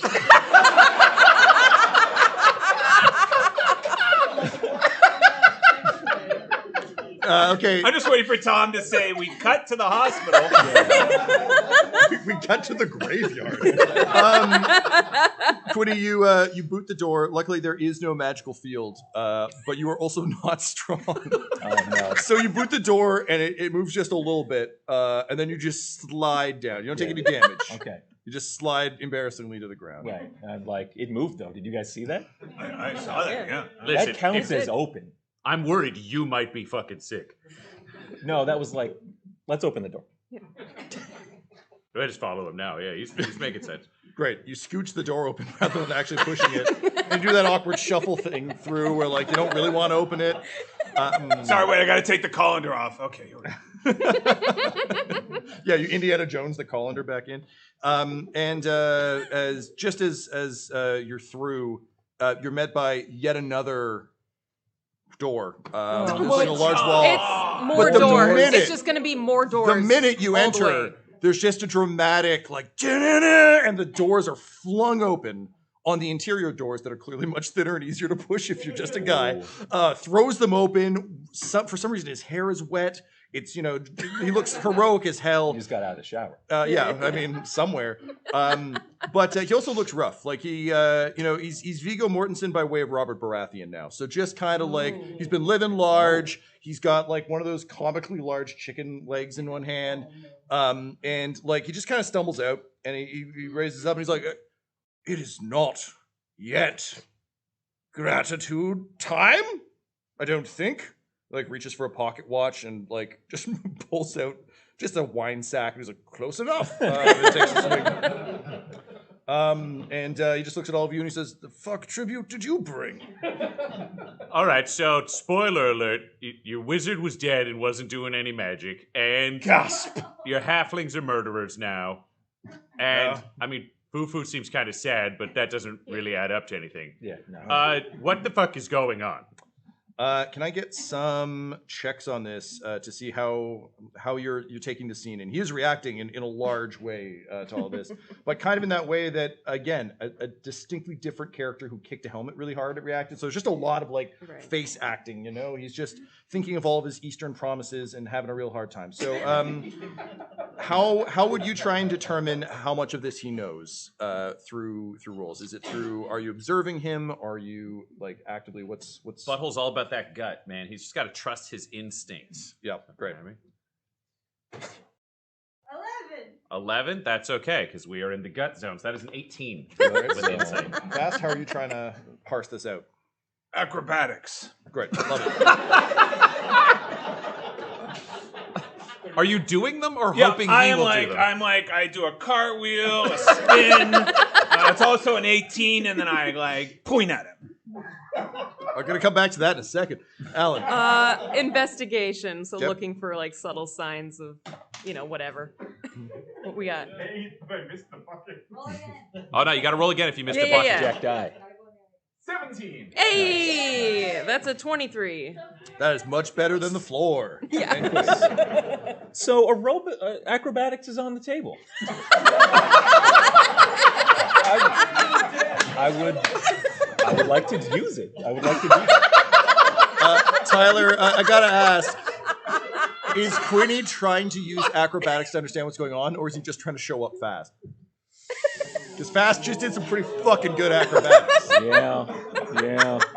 This is the biggest answer you'll give in your life. Right, yeah. This is in our ages-long tumultuous relationship. It's all been coming to this moment. Yes. Yeah. I chose this moment very carefully. Yeah. And this is my time to become leader of the Bugbear Chef. Oh no. We're not going to change the name, but I will be the He's leader. putting on the fuck harness. Yeah. Oh no.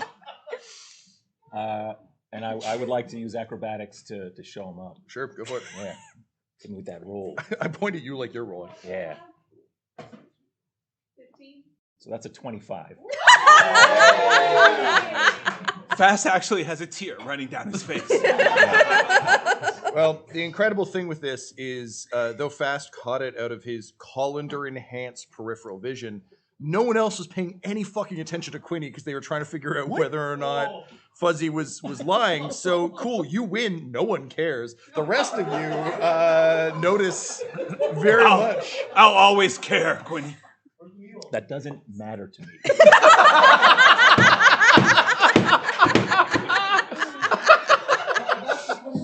The quest continues.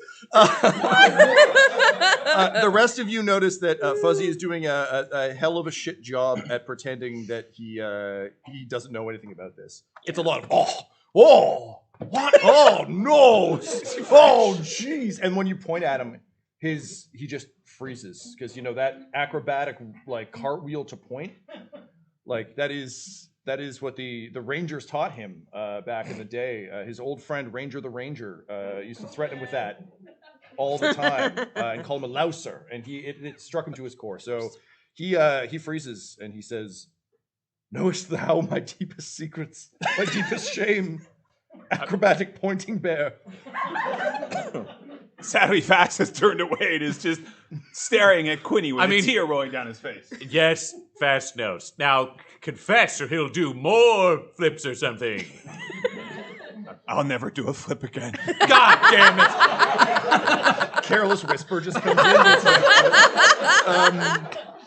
And he says, "Well, it all began when the Dark Lord," and he proceeds to do the entire story again. Oh my god, dude. Yep. But Butthole still doesn't have it, so he's like learning still, but you can continue to fast forward. in this version of the story, though, Fuzzy Folsom, he ran from his his obligations to his people in Godfrey. Definitely wasn't exiled for being a wastrel and kind of a piece of shit. Definitely not that. He was like the heir apparent.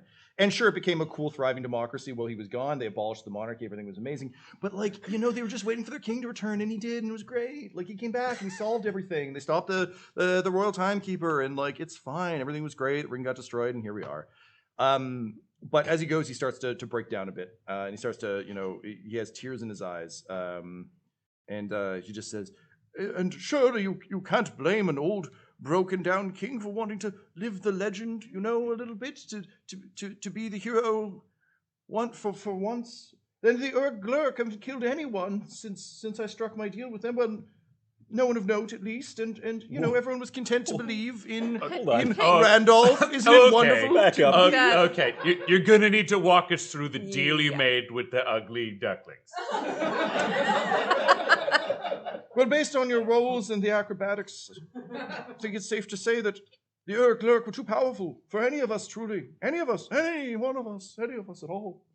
And so I made the only deal I could, to feed them all the tourists who came to this town in order to buy their silence. And admittedly, they've done a damn good job of being statues this whole time. But now that you found me out, they will be hecka pissed. And with the death of Randolph the Wizard, we can no longer keep up the ruse. I do wonder what Fufu will do now. And then all of a sudden, all of the blood in his body bursts out of his body, showering you in blood, turkey leg, and some Oh, of I that wine cast sack. shield. I stand behind Alan. Immediately, to be clear. I try to grab the turkey leg. All right, we're gonna need a roll. Give me a. Let's go with a save. Let's go with a dexterity save. Yeah, all right. I'll let you have some turkey. Plus for that. 2. All right. Hey, 14. Yeah, sure, great. You catch an admittedly kind of like it's cooked a little bit too much on one side, but still, it's food's food. Butthole, are you trying to dodge this gore spray? Butthole just gets hit, and he's just like, "What the hell kind of fart was that?" The messy, successy kind. With the king having died in a blast of blood and gore, you begin to hear screams outside in Gottfried as the ringing voice of the many Uruk Gluriks out there, Leather Aduano, Joe Mama, Emia. These guys have names? They do. They have a lot of names because I had a lot of names. Amaya, thank you. Yes. Sorry, the name is echoing badly through the halls of more doors. So they're all yelling their own names. Yes, they are. Into combat. They're like wrestling, they're like wrestlers. They have to yell, or Pokemon, or Dragon Ball characters. They all have to yell their name. You hear Typhon Taintus the Brown and Gonad the Great yell their names. Those two sound like heroes. Wow. Yeah. But finally, they're two twin leaders, Groen von Lieberlauden. And of course, Duckman the Seventh. There are a lot of the Sevenths in this. Yell out, twins from different families. Yep. Names are weird. You just hear one of them yell out, "Hey, our deal's broken, so we're just gonna eat everyone now. So fuck you guys, I guess. It's Uruk Glurk time. Woo!" And the screams begin. We'd like to make a new deal. You got any tourists in there? Actually, 4 of them. Well, like us? Don't worry. We're not gonna actually just be like, "Hey, eat us." We just don't want them murdering the town. Hey, I don't think you guys are actually gonna let us eat you. You're just doing this to stop us murdering the town. Is that right? No. What are we doing? You gotta say that part. Oh God, we're dying. We have names. Excuse me. Does anybody have a map or know the way to the tower? Oh, do you know what? I'm here for trinkets to take back to my various friends. They won't like them because they're low quality, but I'm not going to spend much because they're not friends who are that important. All of the more doors burst inwards, and we roll initiative. All right. 18. Ooh, that's Was that Tyler? 19. 12? That's all right. That's all right. 7. Very nice. So I'm 11. Okay, 11 from Quinny. Yeah. 19 from Alan. It's 19. Great. 14. From Fast. Great. And I 16. didn't cheat. I had +2, Tyler. And I'm 16. Great. I like that the time-honored rivalry between Quinny and Fast has come to a head ever since they beatboxed together that one time a long time ago, and then you threw that sword full of bees. Great. Top of the round is Alan. So 3 Uruk Gluriks burst through the doors. They're kind of smaller Uruk Gluriks, possibly with lower stats. And there's one slightly scarier Uruk Glurik behind them. So that Uruk Glurk, we're going to say is Spiky. The first 3 are Globby, Angular, Globby, Angular, and Blocky.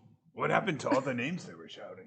Those don't matter because it's just visual now. Yeah, I also don't want to use those names constantly in this fight. So they yelled them. They're like, "Now that we're fighting, we are a collective." That checks. Resistance is not advised. Do you know what? We are Venom. I just have to say, I wish more heroes would do this. Like, just regular people being like, we're a collective. It feels like a positive thing. They're really poisoning it right now. You need positive examples. Our union is great. God damn it. This is not my town. You can't fuck with corpses. The bad guys are a union. Well, he talks. Alan, so you've got 3 sets of doors that blew open. There's one smaller Uruk Glurk in each door. And Big Spiky is bringing up the rear in the main doors. I think I can. I'm just gonna magic missile these first, assholes. All right. Magic missile. This is an obscure D&D spell I've never heard of. I'm rolling. It's gonna hit. Yeah. Sounds made up. Sounds made up. That's 4, 3, and 5 damage Okay, great. to Globby, Angular, and Blocky. Yep.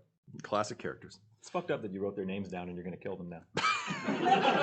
It feels better that Yeah, way, okay. you know. It's more Cross it off satisfying. when you're done. Yeah. And there's the Alan we know and love. All right, so your magic missiles hit, and just immediately start you can see the magic eating through them Nice. as they get hit, and they yell out their names again. It's amazing, and they're yeah. all pronounced right. Yeah, exactly. Yeah, you heard it. Amazing. That brings us to Butthole. Alan casts magic missile. You see them kind of blast off some of these tar monsters that are slowly lurching towards you. What do you do? Butthole will cast Hammer Guardians. So he's going to take Krez and put him behind him with the one captive who's Gary. And he's going to shove them behind him to protect the innocents. And then he just squats down low in his armor. And he just starts farting, but they're little machine gun farts that just until it's just this swirling field of hammers all around him. And he just stands up and points Moonlight Bringer at these three monsters. And he just says, "Where can I go for a local culinary experience that's true to where you eat?" Because he wants to lure them into the field. You're doing a damn good job. They are all salivating. We can raise our prices by at least half. Amazing. Is there anything else you do on your action there, sir? That would be movement. The spell is my action. I mean, what? I would be crazy if he didn't also go, "Oh yeah, also, it's hammer time!" And he would like to cast a bonus action to summon a spiritual hammer amongst them to hit, let's say, Blocky. That sounds like the squarest shape, and thus most hammerable. It's irrefutable logic. Science checks out. So I believe we need a roll on that, yes? I do, yes. 16. Ooh, 16 is good, which bumps up to a 23. Yep, that'll do. Nice. Okay, damage for this, which I was not anticipating. Oh, something you weren't anticipating in this game? I don't know how that would feel. You're throwing me off too much, Tommy. Oh, I trust you. It's my math that's the problem. That is 12 radiant damage, I think. Well, look, when you introduce a blocky shape to a hammery hammer, sometimes they go, I was going to say splat, but it's still appropriate. The hammer just knocks through it. So explain how this Urk explodes. Great. It starts to crumple inwards, and then instead of shattering into pieces, it explodes into liquid that sounds something like... Oh, yeah. Yeah, that's it. That's what I needed. Yeah, so it makes that noise and dies. It wanted to rush into your hammer field, but it'll never make it there. It's disappointing.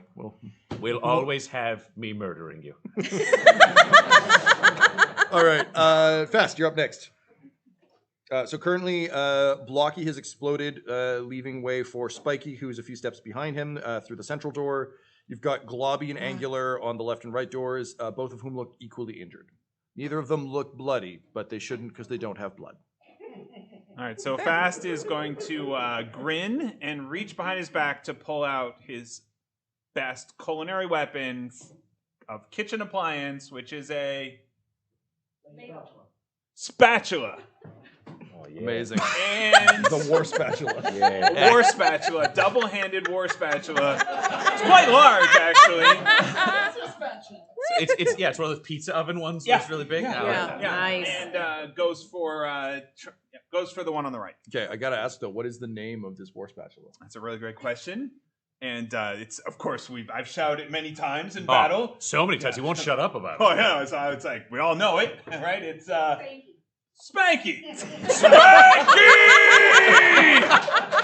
Well, let's see how bad this spanking is. So you get 2 attacks. Yeah, give me 2 rolls, Tyler. Tyler. Fighter. One is 16, and the other is 13. All right, so that is a 16 plus 7, 23, and then an 18. Those both hit? Yep. Okay, so that is 2d6. 7 plus 6 is, what's that? 7 plus 6? 13. 13. And then, wait, we can re-roll this one.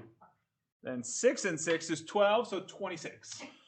Yeah, so he had 15. Thank you. Thank you. Thank you. With a pizza spatula! Spanky! I'm going to spank you with Spanky. You do. And not unlike anyone watching the 50 Shades of Grey movie, not satisfied or pleased about it. So Globby bursts and splatters the walls as you hold aloft your mighty war spatula. Just something about a bugbear swinging a giant pizza spatula. That's excellent. And you're really happy you got the non-stick war weapon. It's often people don't think about it. No gore on it. Yeah, truly. Great. And wow, I really wish they had rolled a higher initiative because this is rough. Quiddy. Wow. Currently, there is Angular in the door on the left, and Spiky, who Spiky's is still alive. a little bit further behind the central door. And one of them is still kind of damaged, right? Yes, the one to your left, Angular, who I'll go looks like after a weird, Picasso nightmare. Yeah, I'm gonna go and try and finish him off. Great, go We're for it. gonna, we're gonna withdraw Frostbrand, Frozen Short Sword. Let's do some damage, Grandma. 10, 18 to hit. That'll do. Nice. So that's some ice and piercing damage.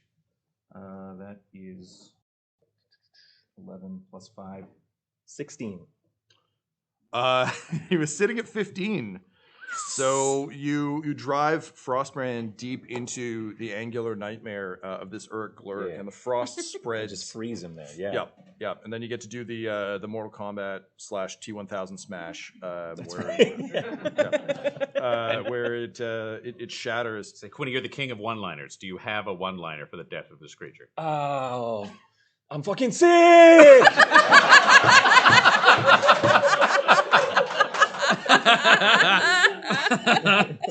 And behind all of you, you see this sort of spiked creature just kind of doing the full the Family Guy had the Kool-Aid Man bit where smashed through the wall and then awkwardly tried to step out. Right. So Spiky begins to move back, being you scared him? Hey, maybe we don't need the tourist dollars. Maybe we can just rely on the local economy. And then suddenly it goes rigid and begins to tremble.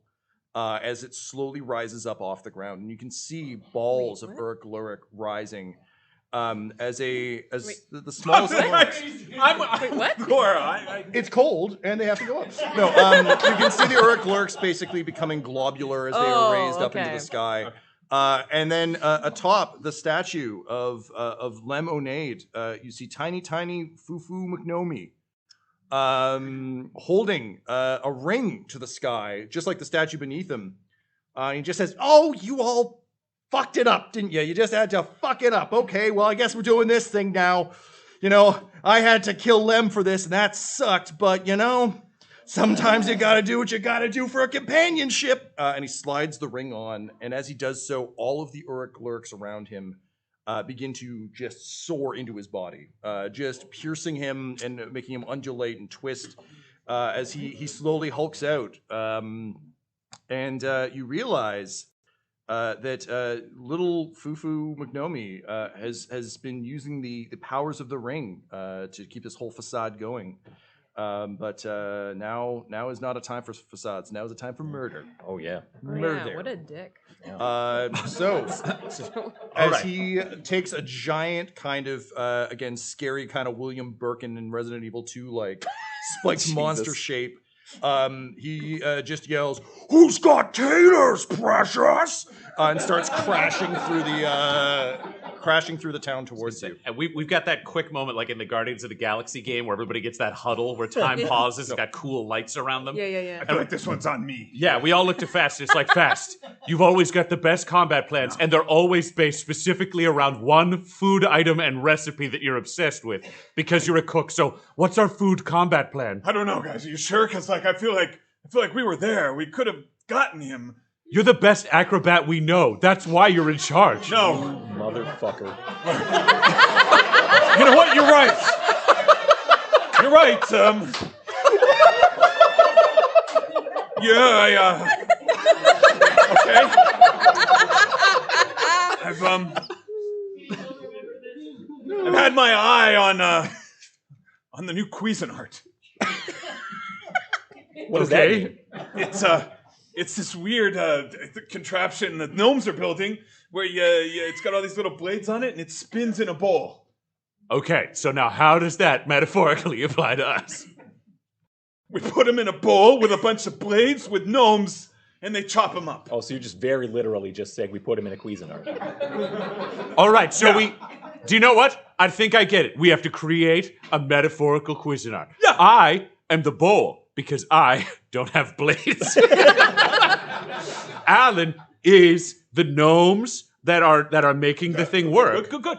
And the then blades? The blades are Quinny, so we got to throw Quinny out. And Fast is the cook who makes it all work. So Fast has to go in with Quinny because he's got to introduce the ingredients, one of which might be, I'm going to guess, that thing he keeps yelling about.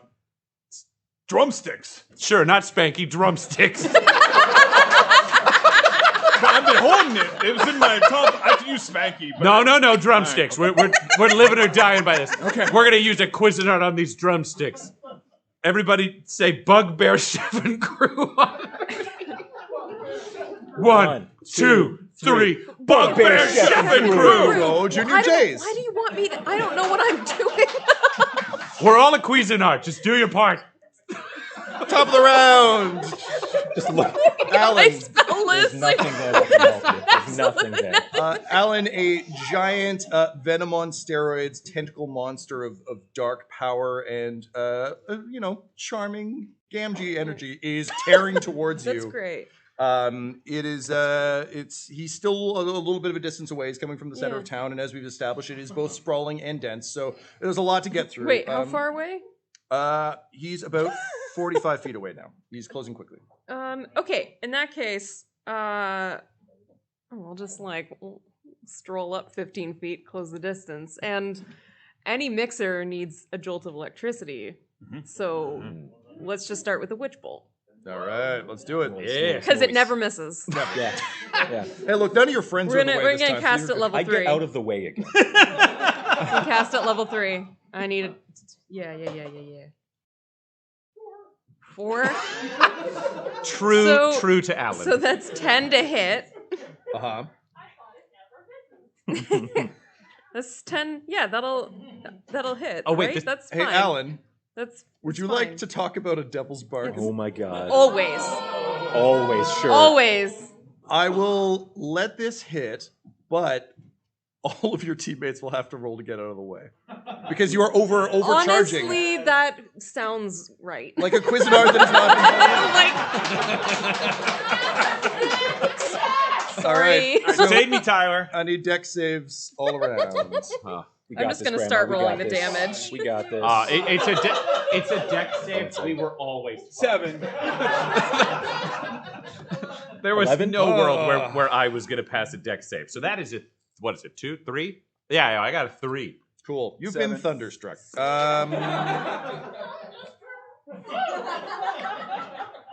And that's 27 damage. It's like the best I've ever rolled.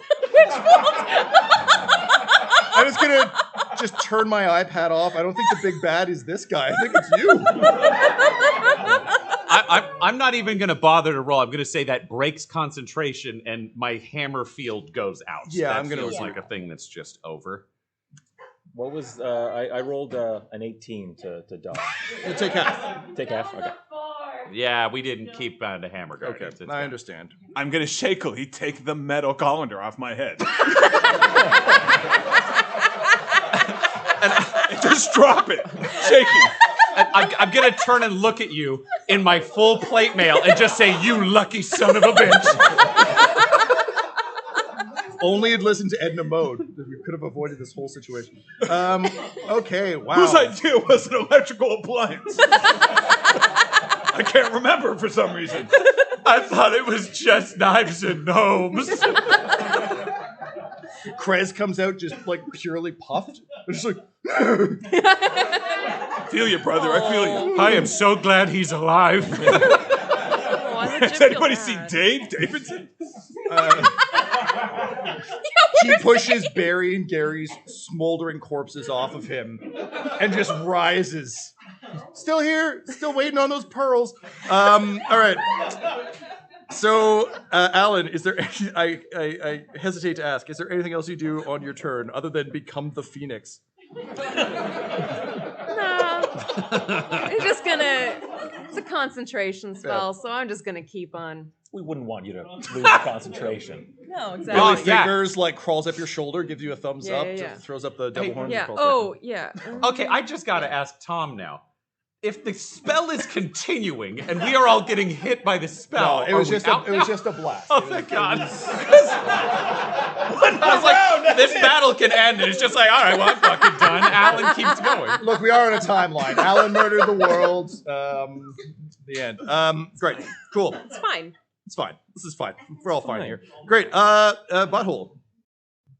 All right, Butthole is just going to charge forward, just saying, I'm a colander or something, because he's been very shocked, so his words are confused. And he'll say, I hate you, you ugly duckling. Moonhammer, Cuisinart. And he's gonna, because his hammer's like lagging behind him as he runs, so he has to summon a new one where he's like, you suck, and then he just throws a new one out. So he will attack. He also throws his shield down. There's too much metal, so it's just him and his hammer. So he'll attack with the hammer and then with his spiritual hammer as well. So I need 2 rolls. 12. Okay. That is a 19 to hit with both. Yep, that'll do. Nice. Great. So Moonlight Bringer. Are the ugly ducklings undead? You know what? The ring is full of necromantic power, so yeah, I'm gonna give you this. Yes. Okay, we're there. I need my 1d10. That's a d12. I'm so bad at dice. This is the highest stakes part of my game. All right, the first hammer does, that is 7 plus, it does 10 damage. Yep. And the spiritual hammer does 1d8. Spiritual hammer does 12 damage. All right. As those hits start to smack around, good old Fufu McEvil Gnome, you can see faces beginning to form in his kind of mass as he tears forward. And weirdly, it's of all of the named Glurks that we've met with their distinct personalities, aside from the 3 who blew up. And there's a lot of like, hey, this wasn't the deal. You're not the royal timekeeper. The fuck you do? No, you can't just have this. And he's like, someone with morals had to hold the ring. Lem wasn't strong enough. Had to be me. You work for me now. Ah! But you can see he's losing control a little bit with the damage that you're doing to him. Oh my God. Fast, you gotta distract him. And Quinny, use your stealing powers. Yeah, all right, yeah. Bringing us to Fast. Okay. I'm gonna bring out the most distracting weapon I have, the cheese grater. And I charge. Amazing. I'll always remember our first cheese metallic grater weapon. adventure and how you pried it from the hands of a lich you murdered. And it made my hands bleed as I did it. It hurt so bad. That's how you knew it would always be your greatest weapon. All right. What I get, Tyler? 15. All right, roll again. 15 is plus something. No, old man. Plus 7, 22 and 18. 25. Yes. With the cheese grater of moderate doom. Yeah, it's like, there's like old cheese, medium cheese. It's it's a moderate. Medium doom. 12, 14, and 7. Oh, I can re-roll it too.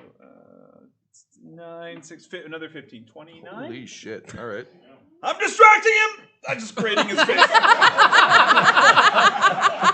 Ow! Ow! Ow! Ow! Ow! And I'm not making it symmetrical. Ha! Oh, that deeply unsettles me. Now it's Glurk time. So you've got Butthole and Fast are up there punching away. Luckily, Quinny and Alan are at distance. So he's gonna take 2 attacks, 1 on each of you. So Butthole is going to strike out with just a quick whip of a tentacle, trying to get past your swinging hammer. What's your AC? 18. 1-8. 18. Shit, he misses, but barely. Wow. So it whips past you with a lightning loud crack that sounds like it would have broken. Yeah, there it is. Bam. Sounds like it would have cracked you in half. You do not want to get hit by this guy. Speaking of getting hit by this guy, a tongue whips out of the center of this thing. Just a massive of sort of ooze attempting to grab Fast and pull him in. Fast, what is your AC? It is a 60. 16? Excuse me? What? 16. 1-6. Thank you. Oh, Yeah. I heard 6-0 Why are we twice. even playing with this guy? Guests get a Yes, good actually, time. I take that back. It's 60, Tom. Oh shit, I forgot that you were the only 20th level. He may be invulnerable, but we only care about his acrobatic skills. All right, That's the only reason I haven't killed you. Fast. I went to tell. I just couldn't in the heat of the moment. It will grab you. Okay. So that is going to be 13 points of damage. Okay. But because you are huge, being a Hey, bugbear. let's keep any weight You've got a healthy conversations. girth. Okay, thank you. I speak from my own experience. I need a con save to see if you can stop from. You're doing that thing with your arms and legs where you're trying not to get pulled into its maw. Right. Like, heroically. Yeah, of course. Oh my Not God. while screaming, he's got me! Nat 1. I will boil! I will mash! I think my scream gets a little muffled at the end. I will put in stew! And he sucks you in and you disappear inside. But I bring the cheese grater with me. Oh, that does not go down well. Unfortunately, narrative flavor deals no damage. He has resistance to it. All right, you've been swallowed up. Oh no! Secretly, we both agreed if we survived this mission, we'd get married. That was the secret from earlier where we had that moment. One more day to marriage. Quitting. All right. So I'm gonna first close the distance, get in there with everyone else. Can I see this ring? It's No, all- like it's in there somewhere. Like you're getting little glimpses of you're getting the little Eddie Brock looks occasionally. But no, it's not like he's not doing the Sauron thing where he just puts his hand out for you to just like choppy steely. Here, take this ring. Yeah, Yeah, here you go. yeah. All right. I gotta aim my mace. Could I use? Could I use my fast hands bonus action to try and get in there and grab the ring? Sure. Yeah. What are you looking for from me there? A sleight of hand or? Yeah, I think a sleight of hand. Okay. Yeah. Can I see a sleight of hand roll, please, and thank you? We're all feeling the pressure. Nice. So that's a 28.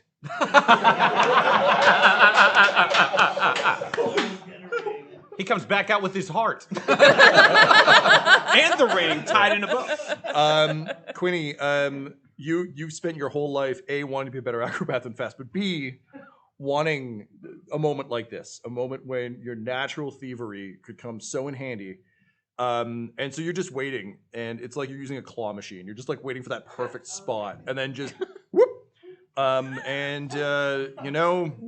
He wasn't holding his hands out, but he was fighting all the Urglurks and is getting cheese grated because he didn't eat Fast. Fast was just in there with him. Yeah. So he's a little distracted. He's still getting electrocuted. And he's still being electrocuted. You grab the ring off of his finger, and as soon as you do, the Urglurks just like pull away, and they form almost a large oil slick on the ground.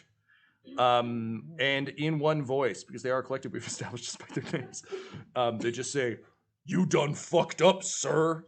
At which point, a small Elijah Wood-looking form crawls out, and Fufu just says, "But, oh, Mr. Lem, you're back!"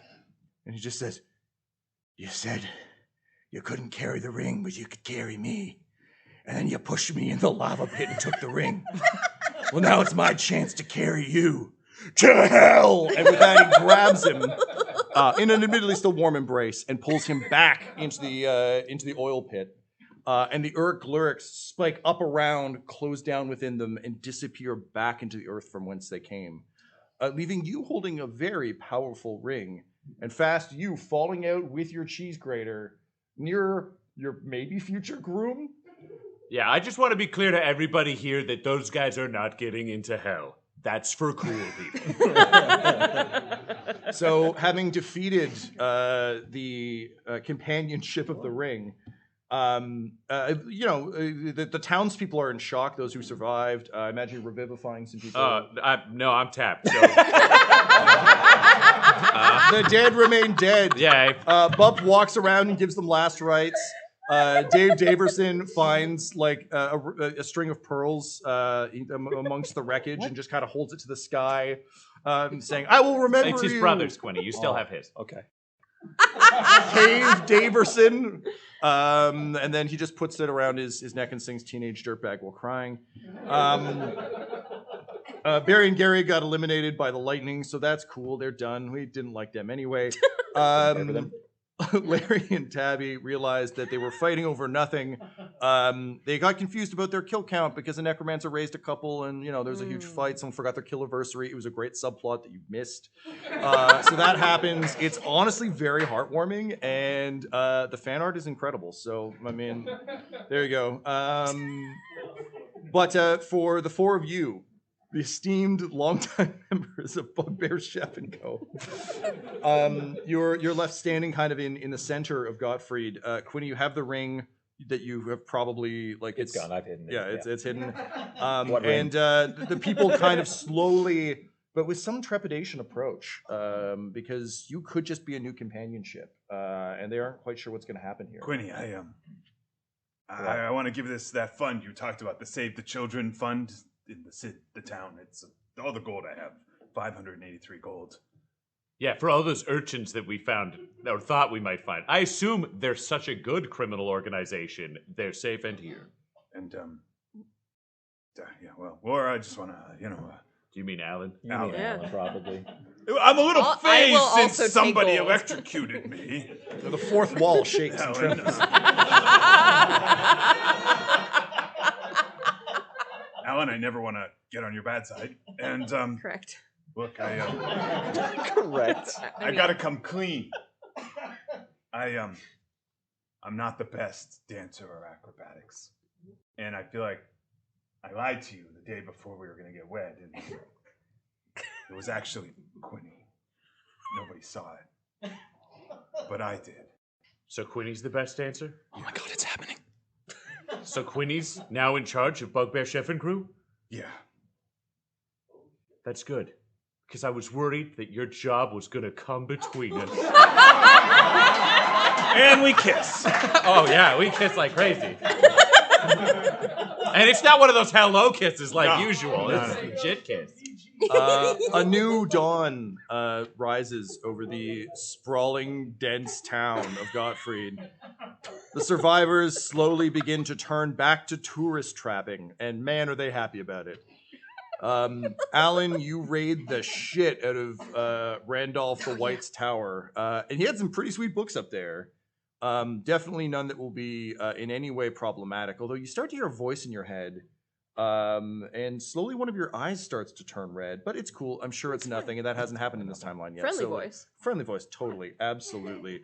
His name's Zan something. It sounds great. The wedding of Chef to Fart Cleric is one of the most beautiful that has ever been seen. Quinny, as the best man to both, I have a question for you.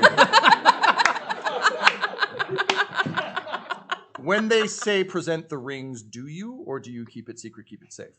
I keep it secret, and it's mine. Great. Butthole and Fast, if I could just have the quickest of wedding vows from you as you stand in the shattered statue remains of Lemonade Baggins.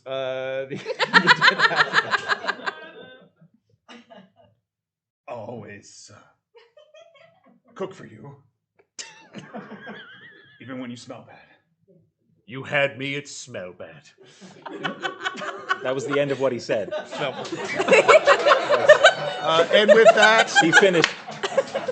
Yeah, with that, the officiant, Krez the mule, goes, and then like somehow manages to wink at both of you, like one eye, and then nods.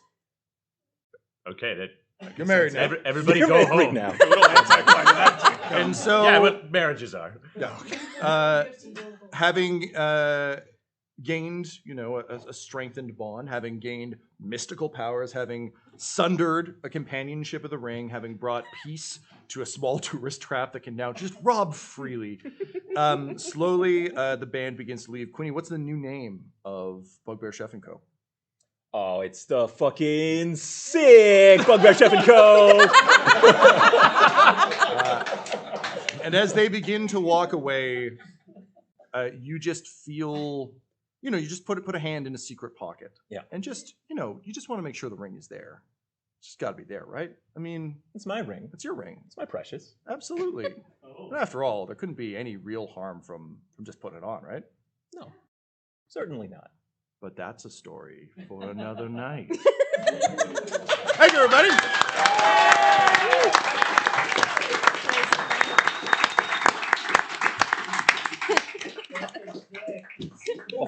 Sick. Internet friends, I know you can't see me, but hopefully you can still hear me.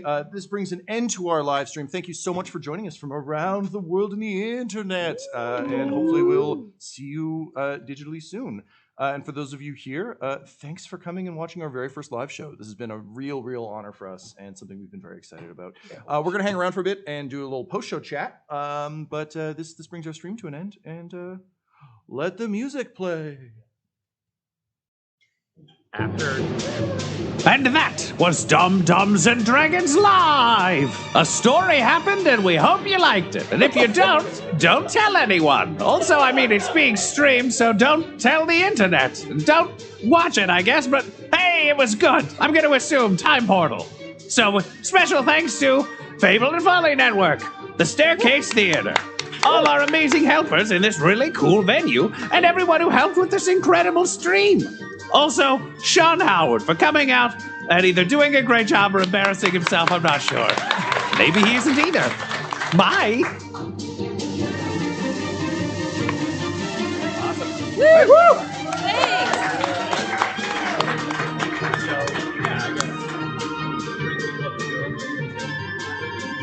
Yeah, so for those of you